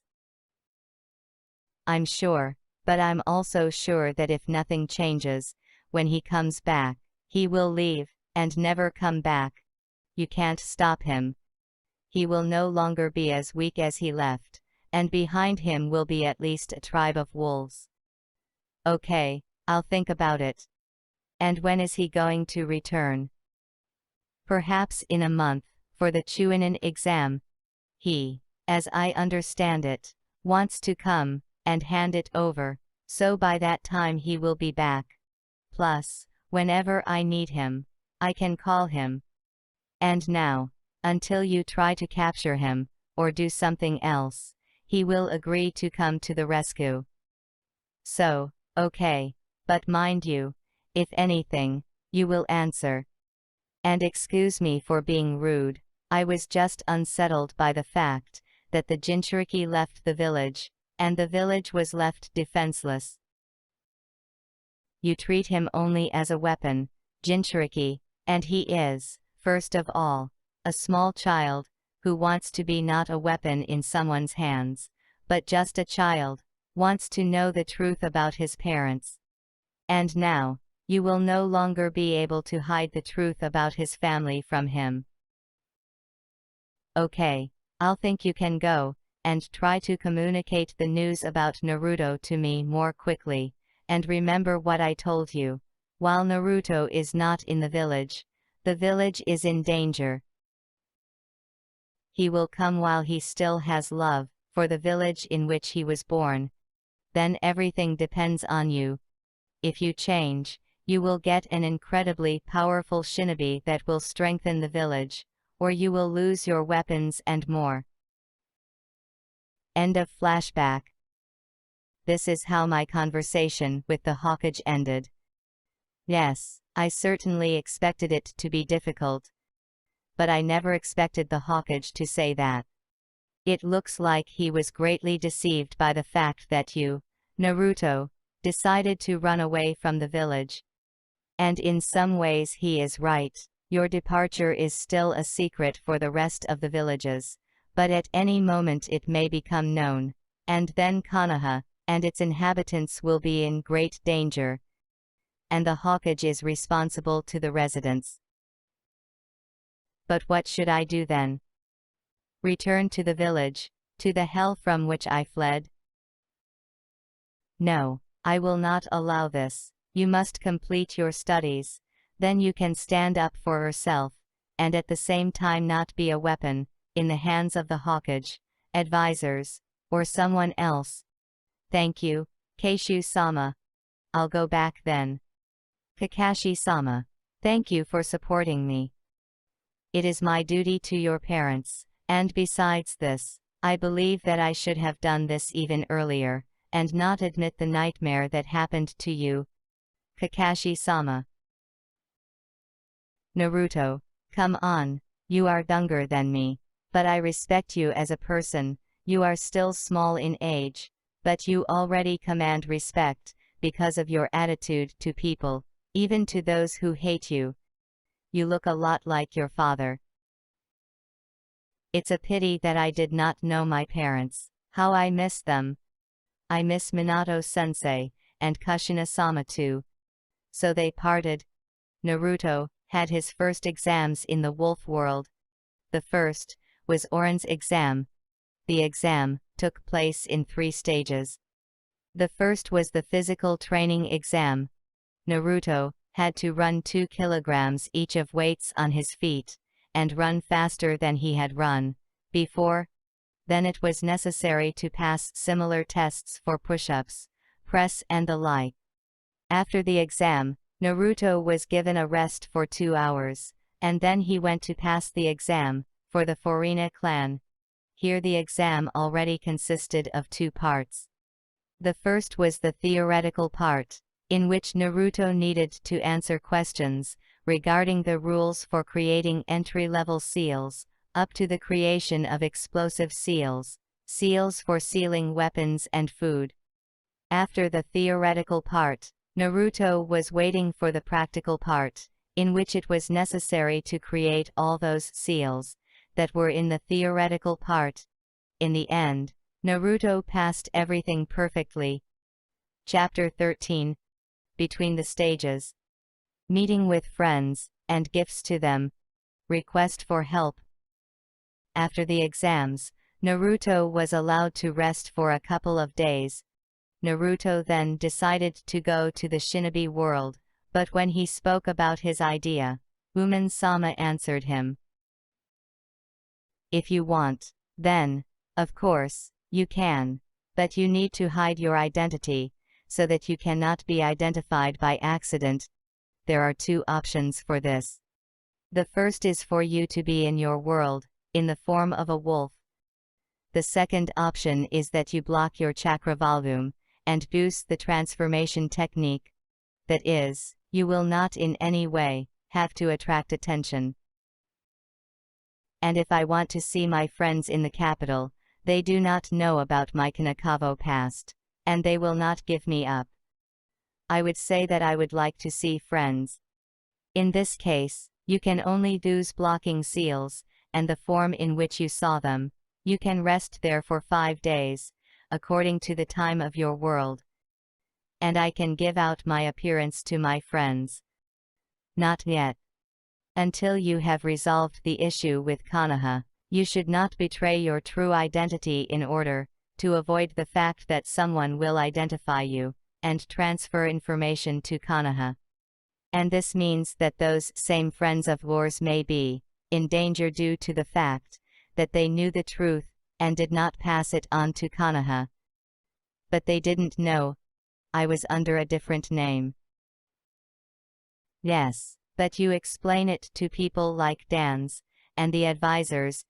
If they find out that someone helped you escape from the village, then they will get them and give them big problems. I somehow did not think about it. Okay, I'm ready. Well, you think correctly. Naruto took on his form since leaving Konoha, and Uman, having turned into a human, walked up to Naruto and put a seal on his hand. Now you can go. Successfully rest there. Thank you, Uman-sama. Naruto went to his room and took the presents he had recently made for friends, good meat and good fish for Tenzin-sama, and some wood toys for Curry. After that, Token, having moved to the world of Naruto, moved him there as well. Well, Naruto, if you need me, call me, but I won't go with you. I am a wolf, and in cities they do not like wolves. Therefore, in order not to frighten people, I will return to our world. If anything, call. Okay, Token, thank you. Naruto straightened his clothes and headed to the capital. Finding the merchant's house, Naruto knocked on the door. A middle-aged woman opened the door for him. Who are you? And on what question? Excuse me, does Tenzin-sama live here? Yes, he lives here, but what do you want a guy here? Sorry, I forgot to introduce myself. My name is Conran Shano. I'm a friend, Tenzin-sama, and Kara. I came to visit. Okay, come in. Wait in the living room. I will tell Tenzin-sama about you. Thank you. Sorry, you can ask a question. I was here about a week ago, and did not see you. Although this is not your business, I will answer you. I had a day off. Sorry again, but how to contact you? My name is Monica Oiran. Thank you, Monica-sama. The woman chuckled and went upstairs. 5 minutes later, a merchant came down to Naruto. Well, hello Conran, good to see you. Monica-sama, everything is fine. This is really my friend, and welcome guest in my house. Please bring some tea. Conran, what will you be? Green, if possible. Okay, me too, and please call Kara. Yes. When the woman left, Tenzin spoke to Naruto. Well, tell me, by what fate did you find Keisha? How was your meeting? Yes, I met with Keishu. We talked, and as it turned out, he is my distant relative on the maternal side. Yes, well, I'm glad for you. You found a relative. To be honest, when we parted, I thought that if you didn't manage to come to an agreement with him, then I would accept you into the family. I really liked you, and you became very friends with Kaoru. He often remembered about you when you left. I also became attached to him, and when I got a window in the training, I decided to visit you. and I did not come to you empty-handed. But Naruto didn't have time to finish as a screeching whirlwind rushed into the room. With a shout of Kanran, he rushed towards Naruto. "Hi, Keiru. I'm glad to see you again. How are you?" "Okay, all these days I've been practicing throwing kunai at the tree, as you showed me." "Yes, Kanran, why did you show my son this?" He did not calm down until I bought a set of kunai and shuriken. "Let them train, for him it's fun. By the way, Keiru, I brought you something, but first I would like to give your father gifts." Naruto stood up, removed the backpack from his shoulders, and took out 3 scrolls. After printing out the contents of the first, he took out the skins of various animals. "This is what I got on the hunt. According to my friends, these are good skins, from which you can create warm clothes. You trade like that." In the eyes of the merchant, Naruto knew that he had guessed right with the gift.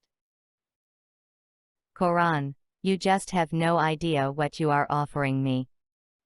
These are not just good skins, these are skins of very good quality. They are very expensive, and you give them to me just like that. I can't just take them, for me it's not honorable. Let's do this. I'll sell these skins, and give you some of the money. You decide for yourself. I'm ready to give it to you for free, without any conditions. I would like to please you in memory of your attitude towards me during our trip." The merchant was still in a state of shock. Naruto continued to amaze him. Taking the second scroll, and opening its contents, he took out 2 packages. "This is cooked animal meat, and fish that I got during training. I really like them. I would like to treat you, and your family with this." Naruto pushed over a large plate containing meat and fish. The merchant and his son decided to try the prepared dishes, and after the very first bites, they were delighted with the taste. "Kanran, what is it?" "To be honest, I don't know what the fish is called, and I don't know if it is found in local waters. All this time, I was in the world of wolves, where I was trained. So don't count on me to be a private supplier of skins. Unfortunately, in the world of wolves, animals from which these skins were taken are very rare, and it has been decided not to touch them too often. This is a gift to you personally. With fish it is easier, it is not rare there." It's a pity. It's a pity. What else do you have there?" "I understand that you have an interest in a merchant here, but I do not plan to engage in this business yet. But I will talk to the leader of the wolves, he may be interested." "Thanks, Kanran, and this is me, as I understand it, raw meat and fish." "Yes, this is for your family, for your kitchen to cook for the holiday. I will seal the food before the holidays, and then you can cook. They will not deteriorate for 2 months." "Okay, thanks." "Not at all. Well, now, Keiru, gifts for you personally." Naruto opened the last scroll, which contained several packages at once. "First, these are the symbols of the world of wolves.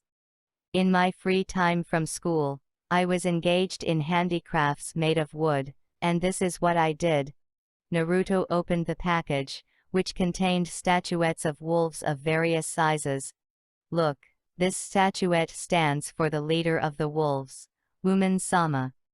He is a very wise and strong leader." "Cool, thanks Kanran." "So, further, this is for you personally from me, a set of kunai and shurikens. Outwardly, they are not much different from those that you have, but they are lighter in weight, and slightly smaller in size. I selected it especially for you. And finally, the third gift. This is a book about the world of shinobi. Warriors who protect civilians. They use a special power called chakra. Conran, I can talk to you. Let's step aside. Yes, of course. Naruto got up and walked out with the merchant. Conran, what are you doing? You understand that you are agitating my son to become a shinobi.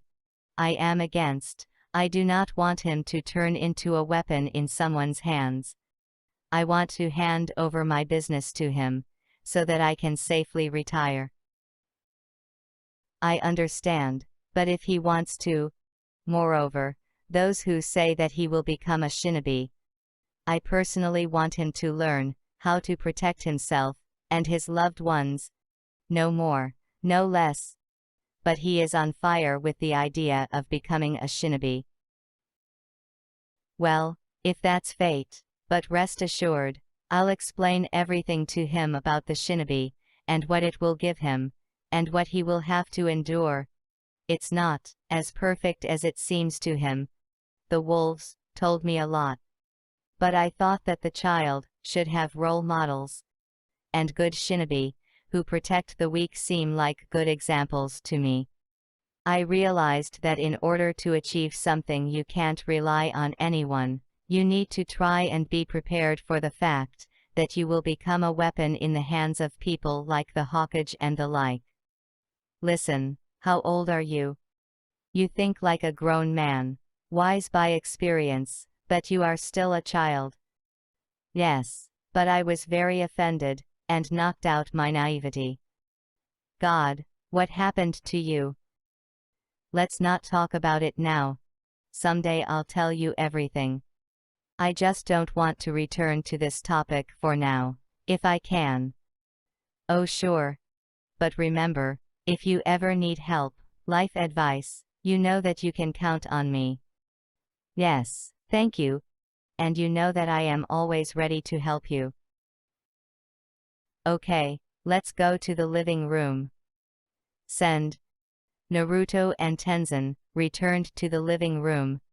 So Conran, you only came to give us gifts, or for what? No, I'm visiting you for a week, if you don't mind. I recently completed my first course of study, and was given a few days off to prepare for the next course. Yes, of course, Dad, you won't mind. Of course, Conran, you are our guest, and you can rest. Thank you, Tenzin-sama. Maybe you need help. I'm ready to help. You know, there is a case in which you can help. The fact is that my friend had a problem about a week ago. His wife and child were kidnapped, and they are demanding money from him. He is a poor man, a small merchant in the city, and he simply cannot issue a ransom, nor can he hire a shinobi. I see, bring him, I'll see how I can help. You understand, I'm ready to help, and rush right now, but I would like to know more information. Well, I'll bring him, but that you alone can. I'm not alone. If I were alone, I would not have dared to go against the bandits. Not that level yet. Most likely, I have friends who will help. Shinobi. But he won't be able to pay them. No, not shinobi. But they are also very strong. Call me. Tenzin left the living room, walked over to Monica, and said something to her. She nodded, and left the house. Tenzin himself returned to the living room. Will now be. They went after him. Excuse me, I'll go out too. I need to contact my friends. Naruto left the house, went into a small alley so that no one could see him, and called Token. Naruto, what happened? Why did you summon me? A friend turned to me for help. His friend's wife and child were kidnapped, and they are demanding money. You can come with me to listen to him, and suggest what you can do. Are you sure? Why can't they turn to Konoha? They will send shinobi, and do all the work. Why should we get involved in this business? Token-sama, let's hear them at least. According to Tenzin-sama, his friend is not wealthy, and cannot afford to pay for a mission of this rank. Okay. I'll turn now, and we'll go. Just call me Conran to avoid arousing suspicion. Token transformed into his human form, and he and Naruto returned to the merchant's house. Tenzin-sama, I would like to introduce Token. He is one of my friends that I told you about. He agreed to listen to your friend and give his opinion and see if they can help. Thank you, Token-sama. Not at all that. I am confused by some moments, and it is too early to talk about our help. I would love to hear from your friend. And immediately I warn you, do not lie or understate. I don't like that. I see, I'm sorry, but you can ask who you are. In the sense of a shinobi, are you or who? Not really, but let's not talk about it. Excuse me, I just wanted to know how much your services will cost. Can we pay for them? So, let's talk about that later. It is too early to talk about this, when I do not yet know all the available information. Besides, the request to me was not from you, but from Conran. And he is my friend, and I do not take payments from friends. Thank you. Come into the living room. Shahin must come up any minute. If you like, I can offer you tea or sake.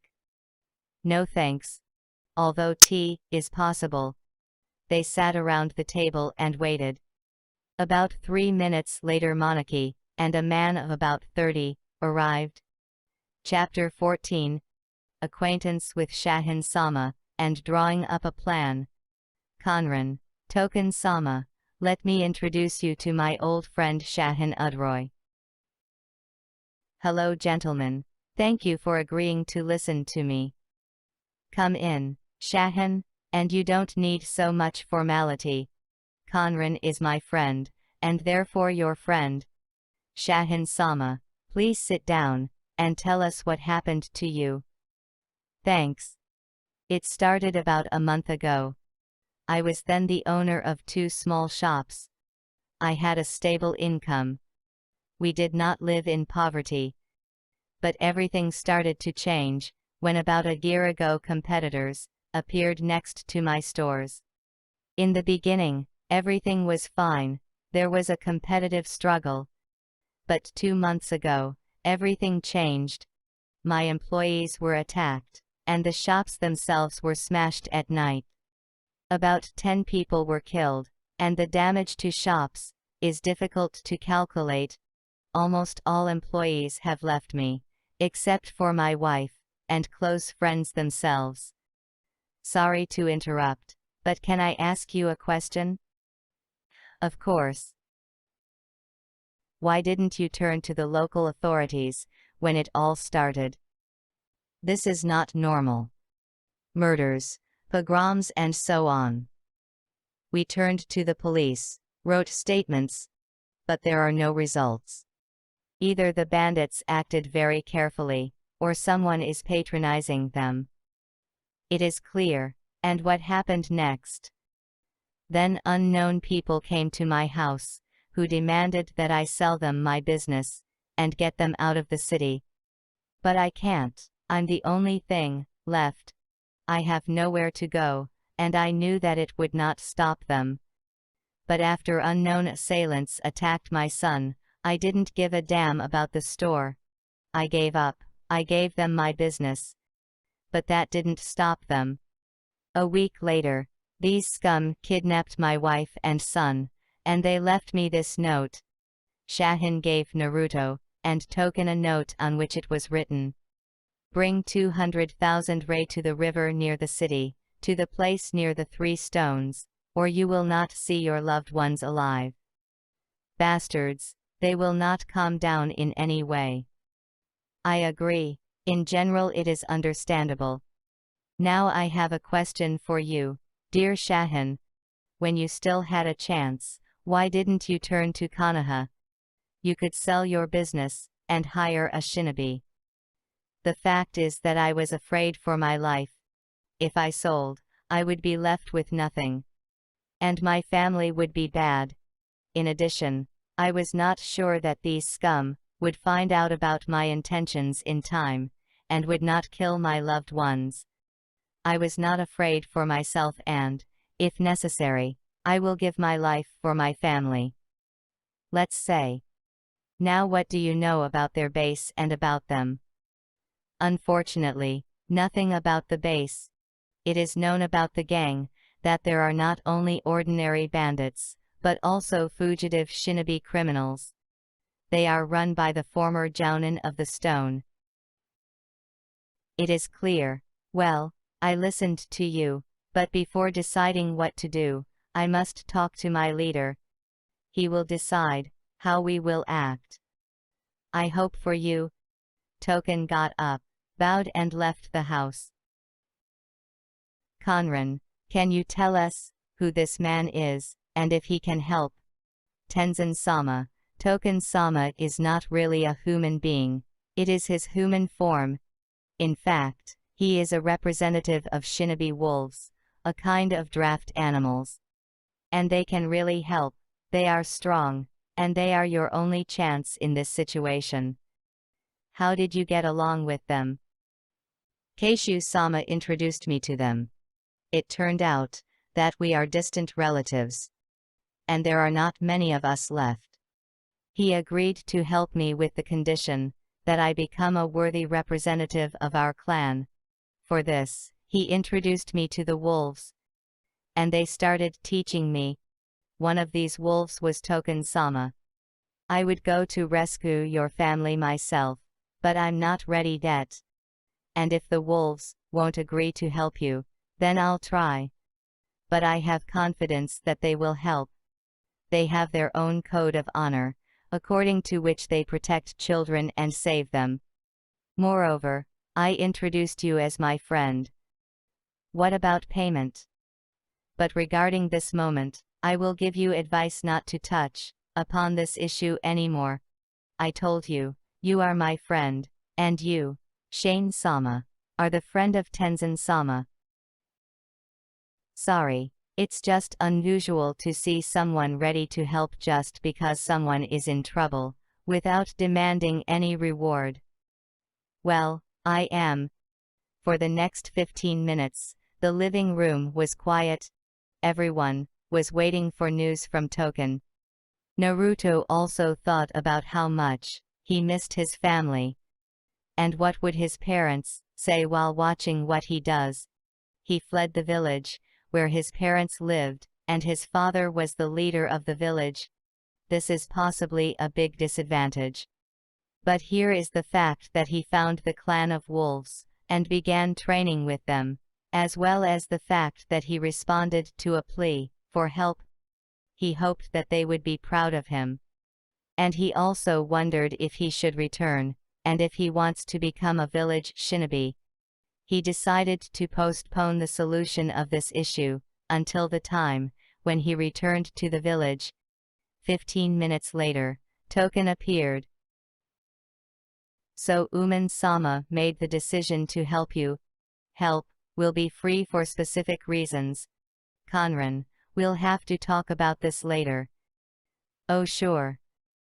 And what are we going to do now? You will wait and not interfere with us, and we will first start looking for the base where the prisoners are kept, after which I, Conran and a few other soldiers, will go to the base. Clear? What should I do? So far, nothing. Your task is to pretend that you have agreed, and if possible, prepare documents for the sale of property. By the way, this is the question. Are they asking for money from the sale, or for you to sell what you have left to them or their people? So far, it seems like money. At least that's what they talked about. Well, you can sell the property to your friend. Tenzin-sama, you can pay the required amount. Yes, I think so, But what will it give us? Firstly, having sold everything to you, Shahin-sama will pretend that he fulfills the conditions of the kidnappers, will give the money to the bandits, after which this money will be sent to the base, perhaps immediately, perhaps not. In the end, this will help us to identify the base. Secondly, after we are done with the gang, Tenzin-sama will return the property to you, and you will not lose anything. Good. This seems reasonable to me. Well done, Conran. You said exactly what I want to do. Shahin-sama, how long will it take for you to prepare the sale documents? It is necessary to do everything officially, so that the bandits do not even have a suspicion that you are cheating.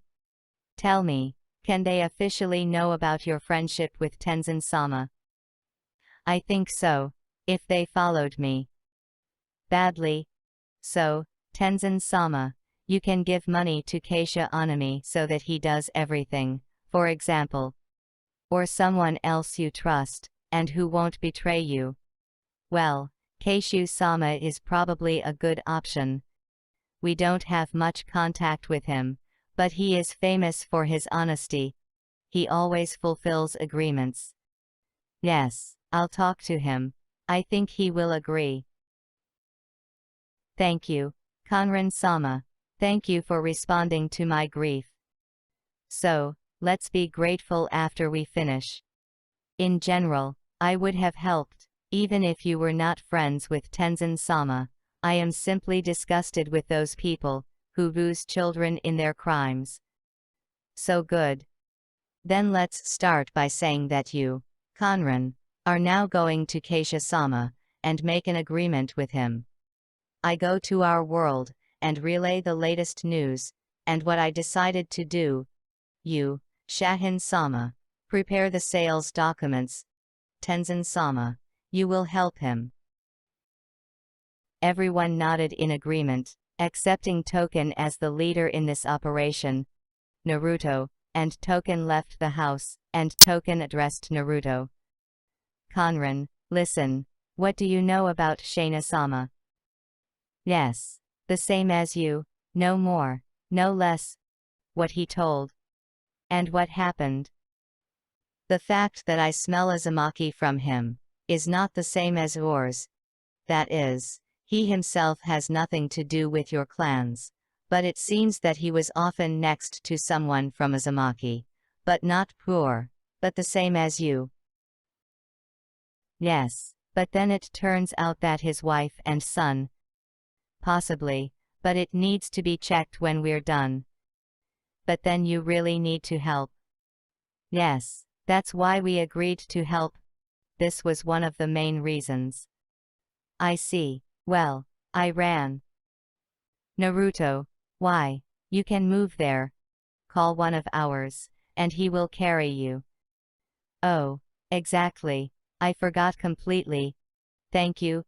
Naruto used the summoning technique, and then teleported to Keishu's house. Naruto told him what had happened. Yes, well, you give Naruto. Well, I'm ready to help in any way I can. Naruto and Keishu moved to Tenzin's house together, and entered the house. Naruto introduced Keisha to Shaina. It's very nice, Keishu-sama. I've heard a lot about you and your skill. I am also pleased. So, how can I help? What is needed from me? It is necessary that everything looks true. We have to go to the city administration to properly process the sale. Moreover, as we assume, the bandits have their own man in the administration. Ah, Keishu-sama, wouldn't it seem strange that you have the necessary amount to buy? No, I have some supplies. I left them so that when I retire, spend them on the installation of a monument, on the site of the ruins of the Maelstrom village, in honor of the dead members of our clan, so that people remember them. I didn't know, you didn't tell me. This is my little secret, so to speak. So good. this means you will use your money. But then I have a question for you. What do you personally want for your help to us? Do not be offended. We just would like to know about your motives. My motives are the same as Conran's. I do not tolerate geeks who hide behind children. Yes, and a request from Conran, who, as it turned out not long ago, is one of the few surviving members of my long-suffering clan. And if he trusts you, then it means I should. I see. Okay, then we wait for Token-sama, and start. Chapter 15. Operation Rescue. New Relatives. Part 1. The token appeared 5 minutes later. Well, are you ready? Yes. By the way, we have simplified everything. It turns out that Keisha-sama has the required amount, and he agrees to use it. Well, so be it. It will be really easier. Then you, Shane-sama, and you, Tenzin-sama, together with Keishu, go to, as you said, the city administration, and make out the sale, after which you come back. The main thing is that you have to act as if nothing happened. You must show sadness and resentment, so that if the person who works for the bandits sees you, and does not suspect about anything. Okay, then we'll go to the bank now. Come on, we are waiting for you. Keishu, Tenzin and Shahin went to the bank, while Naruto decided to unwind and play with Kyra, whom everyone had forgotten about. The boy was in the backyard of the house and was throwing kune. When Naruto approached, he told the boy, Kara, I can talk to you. Yes, of course, Conran. You read the book I gave you? Yes, of course, I read it. And what do you say about what you read? What do you understand from this book? That being a shinobi is cool, and that I want to be a shinobi. Why? Why do you want to become a shinobi? To protect people, as did the likes of the Fourth Hokage. Do you think that shinobi are people who do nothing but protect people? Of course, what else do you think they are doing? These are heroes who save civilians. So, Kara, let me tell you something. Until recently, I thought the same way. I wanted to become a shinobi, to protect people, but I met Token-sama, and the others. And they told me a lot. First, shinobi are also different. Have you read the section on the Mist Village yet? I have not yet reached this place. Well, first, read about teaching methods. On my own behalf, I can say that shinobi have to not only save people, but also do other work, sometimes, to put it mildly, unpleasant. And what, for example?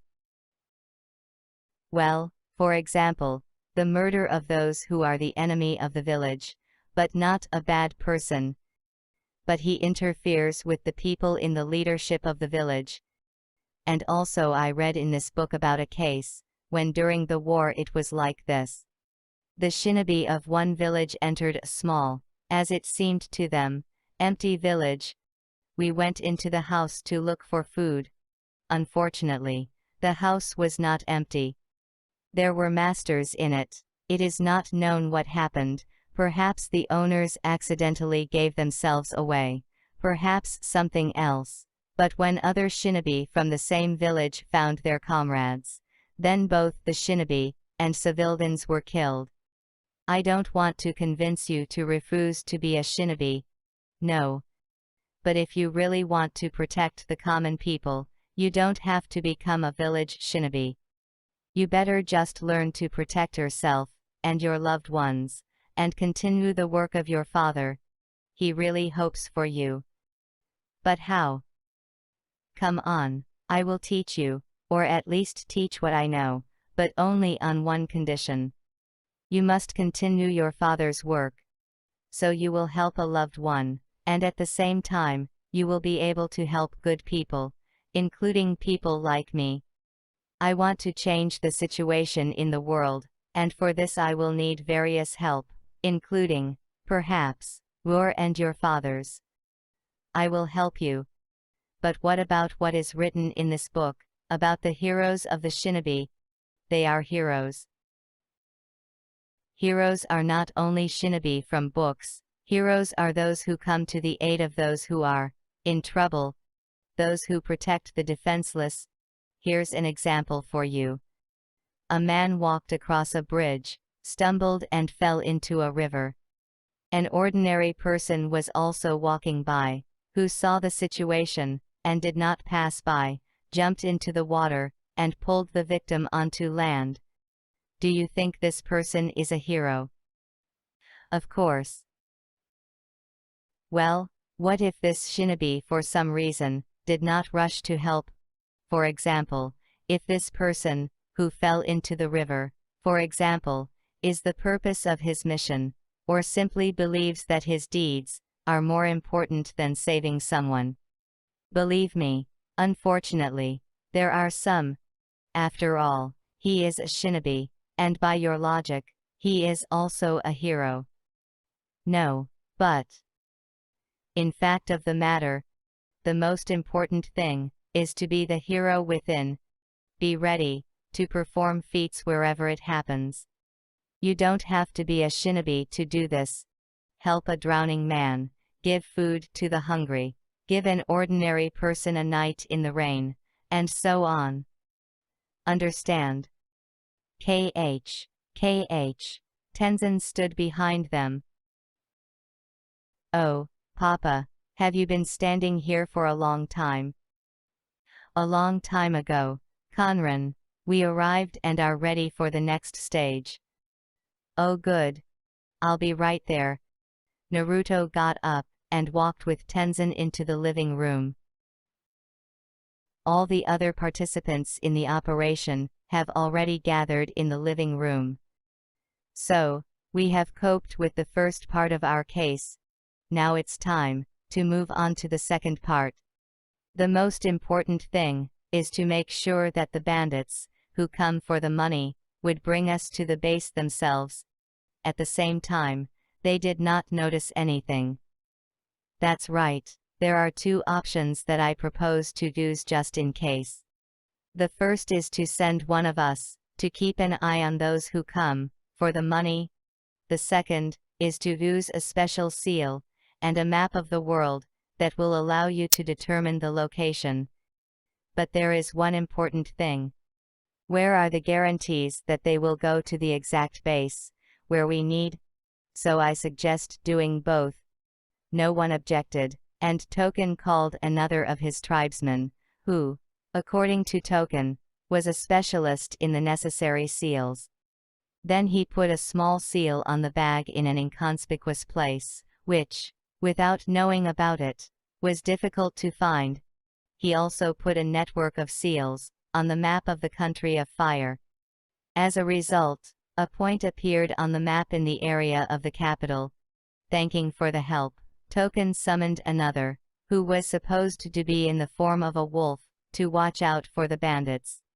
An hour later, Shahan and Ajin, the same wolf, went to the place where they had to put the money. On the note, they found the necessary place and began to wait. 2 hours later, 2 people came for the money. They took the bag containing the money and headed east. Ajin followed them at a distance of about 30 meters. The bandits moved towards small mountains that were located to the east of the capital.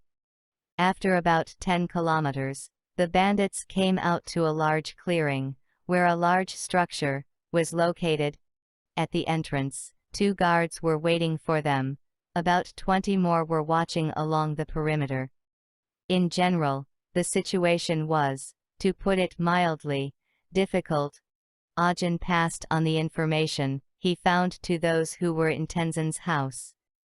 Yes, in general, it became known about the location of the base, as well as its protection. Our situation is not easy, but we will not be able to cope with it in bulk.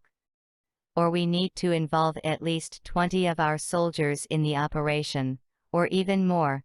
So, I'm going to our world, maybe our strategists will come up with something. Okay, come on, I'll think about it here.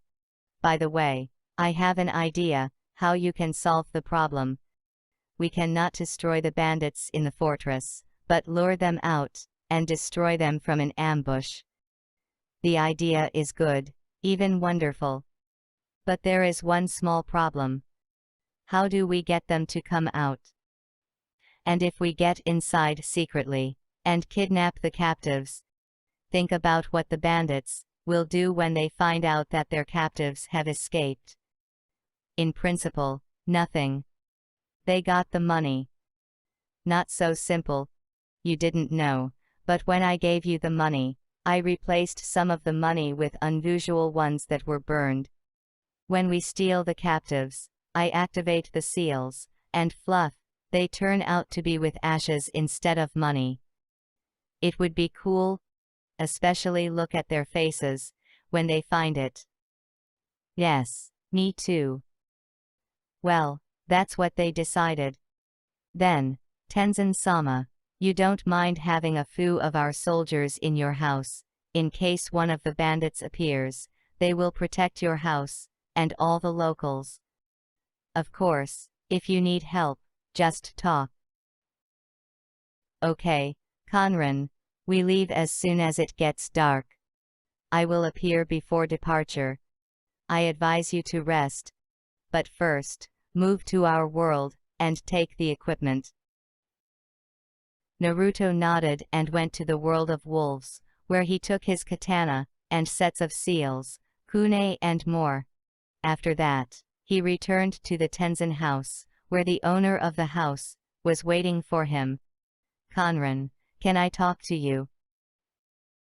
Yes, Tenzin-sama. Of course. I've listened to what you talked about with my son, and wanted to tell you that you are great. When I look at what you do, and what you talk about with people, I often think that you are older. In any case, I am proud that my son communicates with you. And so I would like to ask you to take him as a disciple. You can make a worthy and strong person out of him. Tenzin-sama, I don't know much myself, and I know how. And not particularly older than Kara. But you can continue to train what you are teaching now. Don't stop. And continue to convince him in the same spirit. I don't want him to become a village shinobi. Let's be honest. I'll explain to you why I don't like shinobi. To be precise, I began to dislike them 10 years ago, when shinobi bandits, or some other shinobi. In general, then my wife, and I and Kara, were walking in the forest. Kara was just 2 years old. Well, we were resting on the shore of the lake not far from the city. We decided to have a picnic and take a break from city life. Suddenly, some people ran by. We saw that they were armed. We tried to hide, but unfortunately, we either did not have time, or we did it badly. They found us, and brought us to the clearing. As it turned out, those who fled were able to catch up with the local authorities. Bandits, I can't name them in another way. They decided to buy themselves time, by taking us hostage. Negotiations began.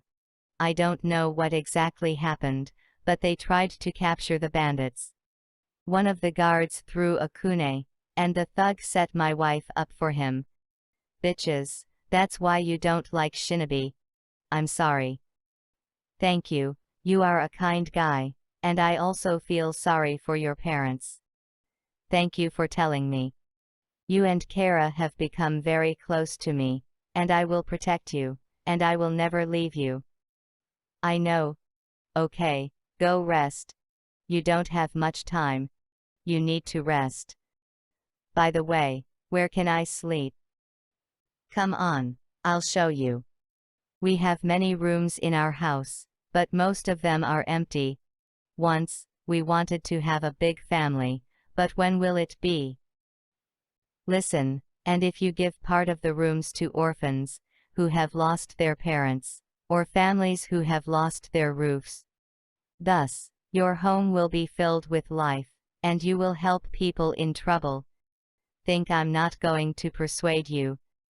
I just expressed my opinion. Thanks, Conran. I'll think about it. Maybe you are right. Okay, I'll go to bed. Good night. Naruto went to the room and tried to sleep.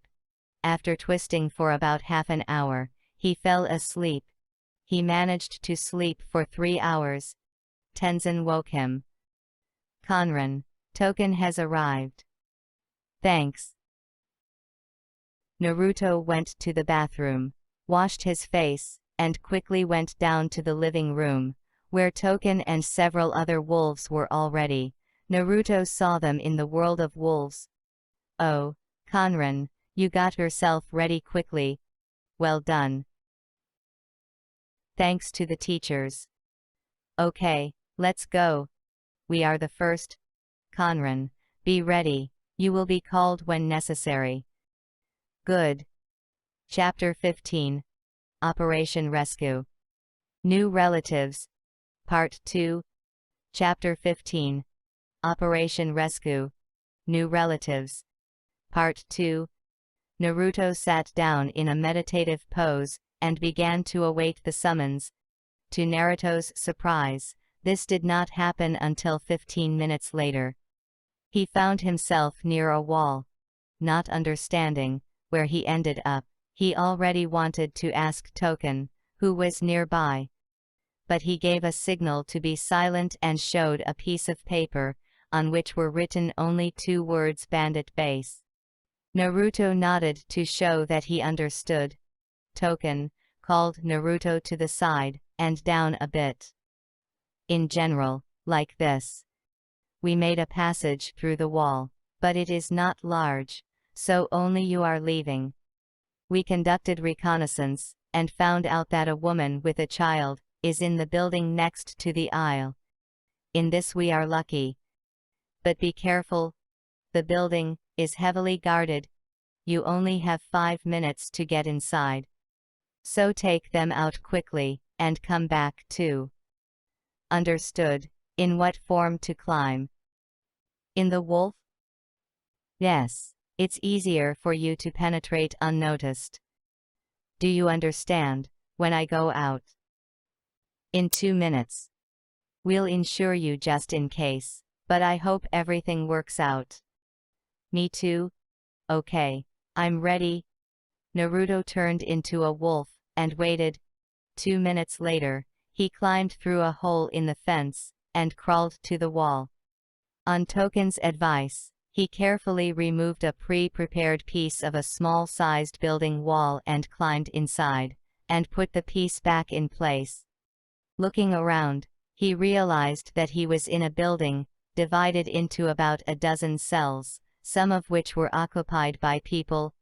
Naruto looked around carefully for the guards, who had now exited the room. He crawled to the cages, and began to quietly call the right people. He found them 5 minutes later. Quiet, I have come for you. I am from Shahin-sama. We have come to free you. The woman nodded silently, took the 2-year-old child in her arms, followed Naruto. It seems that she was greatly tormented, and she no longer hoped for anything. Naruto and the captives returned to the place, where there was a hole in the wall. After looking outside, where the guards were, Naruto signaled and they went outside. So, Conran, now you hold them. They will move you into the house. Stay there. We will do the rest of the work. But, I wanted to help too. You helped, but it's better if you protect the residents in the house, just in case. Excuse me, can I ask? Who are you, and how are you related to my husband? I'll explain everything to you in the house. I can only say that I'm a friend of Tenzin-sama, who asked me, and my friends to help your husband. You know Tenzana-sama, but who are you? Let's go home. I'll explain everything to you there. But the woman did not have time to finish, as they were moved by a callback. Kumin, Lord, you were finally pulled out. I was so afraid. Love? Like you? What have these bandits done to you? How is Kian? Shahan, you. I don't believe we got out. It was horror. We were hardly fed. They mocked us. Do not be afraid. They will soon answer for their crimes. This is not forgiven. Thank you, Conran-sama. You have no idea what you have done for me, and my family. You have brought back the people closest to me. I am now indebted to you and your friends. Come on, I think in my place any normal person who could help you would do the same. Shahan, explain who this man is, and what do we owe him now? Believe me, Kumin, this is an extremely unusual person. Despite his age, he speaks in a very adult way. But who is he? His name is Conran Shano. He is, as I understand it, a friend of Tenzin. Are you sure he can be trusted? Maybe he's the same criminal, just from a different gang. No, I do not think so. You know Tenzin, he wouldn't trust criminals. Sorry to interrupt, but you were talking about me. Conran-sama, thank you again for your help. Shahan-sama, let's go without suffixes. I am much younger than you, but it seems that the opposite is true. Okay, Conran. Conran, maybe explain why you decided to help us, and what we owe you now. Kumin-sama, first of all, I helped you because I hate it when someone offends women and children. Secondly, I won't take a dime from you, and Shahan, I'll talk to my friends, I think they won't take either. Now about the personal reasons for my help to you. In order to make it easier for me to explain to you, answer the following question. Your parents or in your family were people who lived in a village hidden in the whirlpool. Yes, my grandmother moved from there. What is it? And she, by chance, was not from the Uzumaki clan? Yes, but she told me almost nothing about the clan and the village. It is clear. The fact is that it turns out that you and I are one of the few living representatives of this clan. I, like you, have in my blood the genes of this great clan. Conran, you didn't say. And you are Shano, not Uzumaki. My mother was from this clan. I found out about it not so long ago. About a week ago. My parents died at the hands of bandits. My father, while he was still alive, told me that if they died, I should find my family friend Keisha Orami. When I got to the nearest town, I started looking for a merchant, going to the capital. This is how I met Tenzin-sama. When I reached the capital, I went in search of Keishu-sama. He told me that I was half Uzumaki. He also introduced me to the clan of wolves that were associated with our clan. These are my friends. In order not to frighten you, they took their human form. I studied with them for a year. I wanted to become a worthy representative of the Uzumaki clan. A few days ago, when I returned to the capital, when I came to visit Tenzin-sama, I learned about your grief, and asked my friends to help you. Moreover, they felt that there is Uzumaki's blood in you. This was one of the reasons why they agreed to help you. Therefore, we will not charge you money. Personally, I am ready to help you myself, but I realized that I was not ready yet. I see. I sympathize with you and, sincerely, condolences on your loss of your parents. Do you think my son can, like you, be trained by these wolves? Kumin, are you sure? Yes, I want our son to become a worthy person, and a worthy representative of the Uzumaki clan. I believe that he should continue the glory of my grandmother's clan. By the way, how many members of the clan are left now? As far as I have found together with you, and your son and me, 4. Yes, a little. Excuse me, I wanted to ask, but can I enter the clan as a husband? Undoubtedly. Ahem, sorry. I overheard, but I have the same request. And I would also like to join your clan. But you didn't want your son to become a shinobi, did you? I don't want to. But to help your clan to be reborn. I really don't think that your clan had only shinobi. I do not mind, but only the leader of our clan should decide. And who is it? To be honest, I don't know. Probably Keishu-sama, as the oldest. But we'll find out later. So, what awaits us now? What will we do? Now, while we are here, my friends are busy with those freaks who kidnapped you. Did they decide to attack the base? But it's not right. There are not only bandits, there are just a lot of servants, and prisoners like us. Do not worry. My friends, will give them a surprise that makes them decide to leave the base. What will happen? Nothing special, just Keishu Anami replaced some of the money with special ones, with seals, and when we moved you here, he activated them. As a result, most of the money will turn to ash. And what are they? Well, the first thing they decide is to take it out on you. Having discovered your escape, they will send a group towards your house, Shane-sama, which will weaken the defense of the base. As a result, ours will infiltrate the base and resolve the issue with the bandits. But there are many of them. Well, there are a lot of ours too. They were even able to provide our protection. Not only I protect you, but also a few other fighters, so you can rest assured. I would like to. I'm afraid we will have nightmares for a long time about the time we spent there. That's disgusting. How can that be? To touch women, and even more so children, is disgusting. Okay, now no one will touch you. I'll give you one thing later, and if you need help, you can use it. And I will arrive, no matter where I am. Thanks.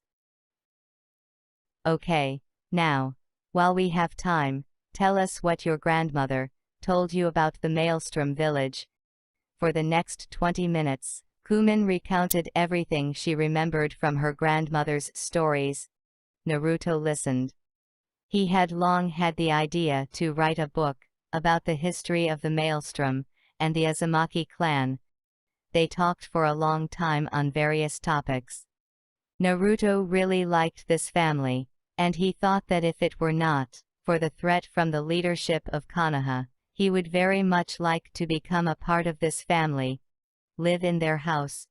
Naruto took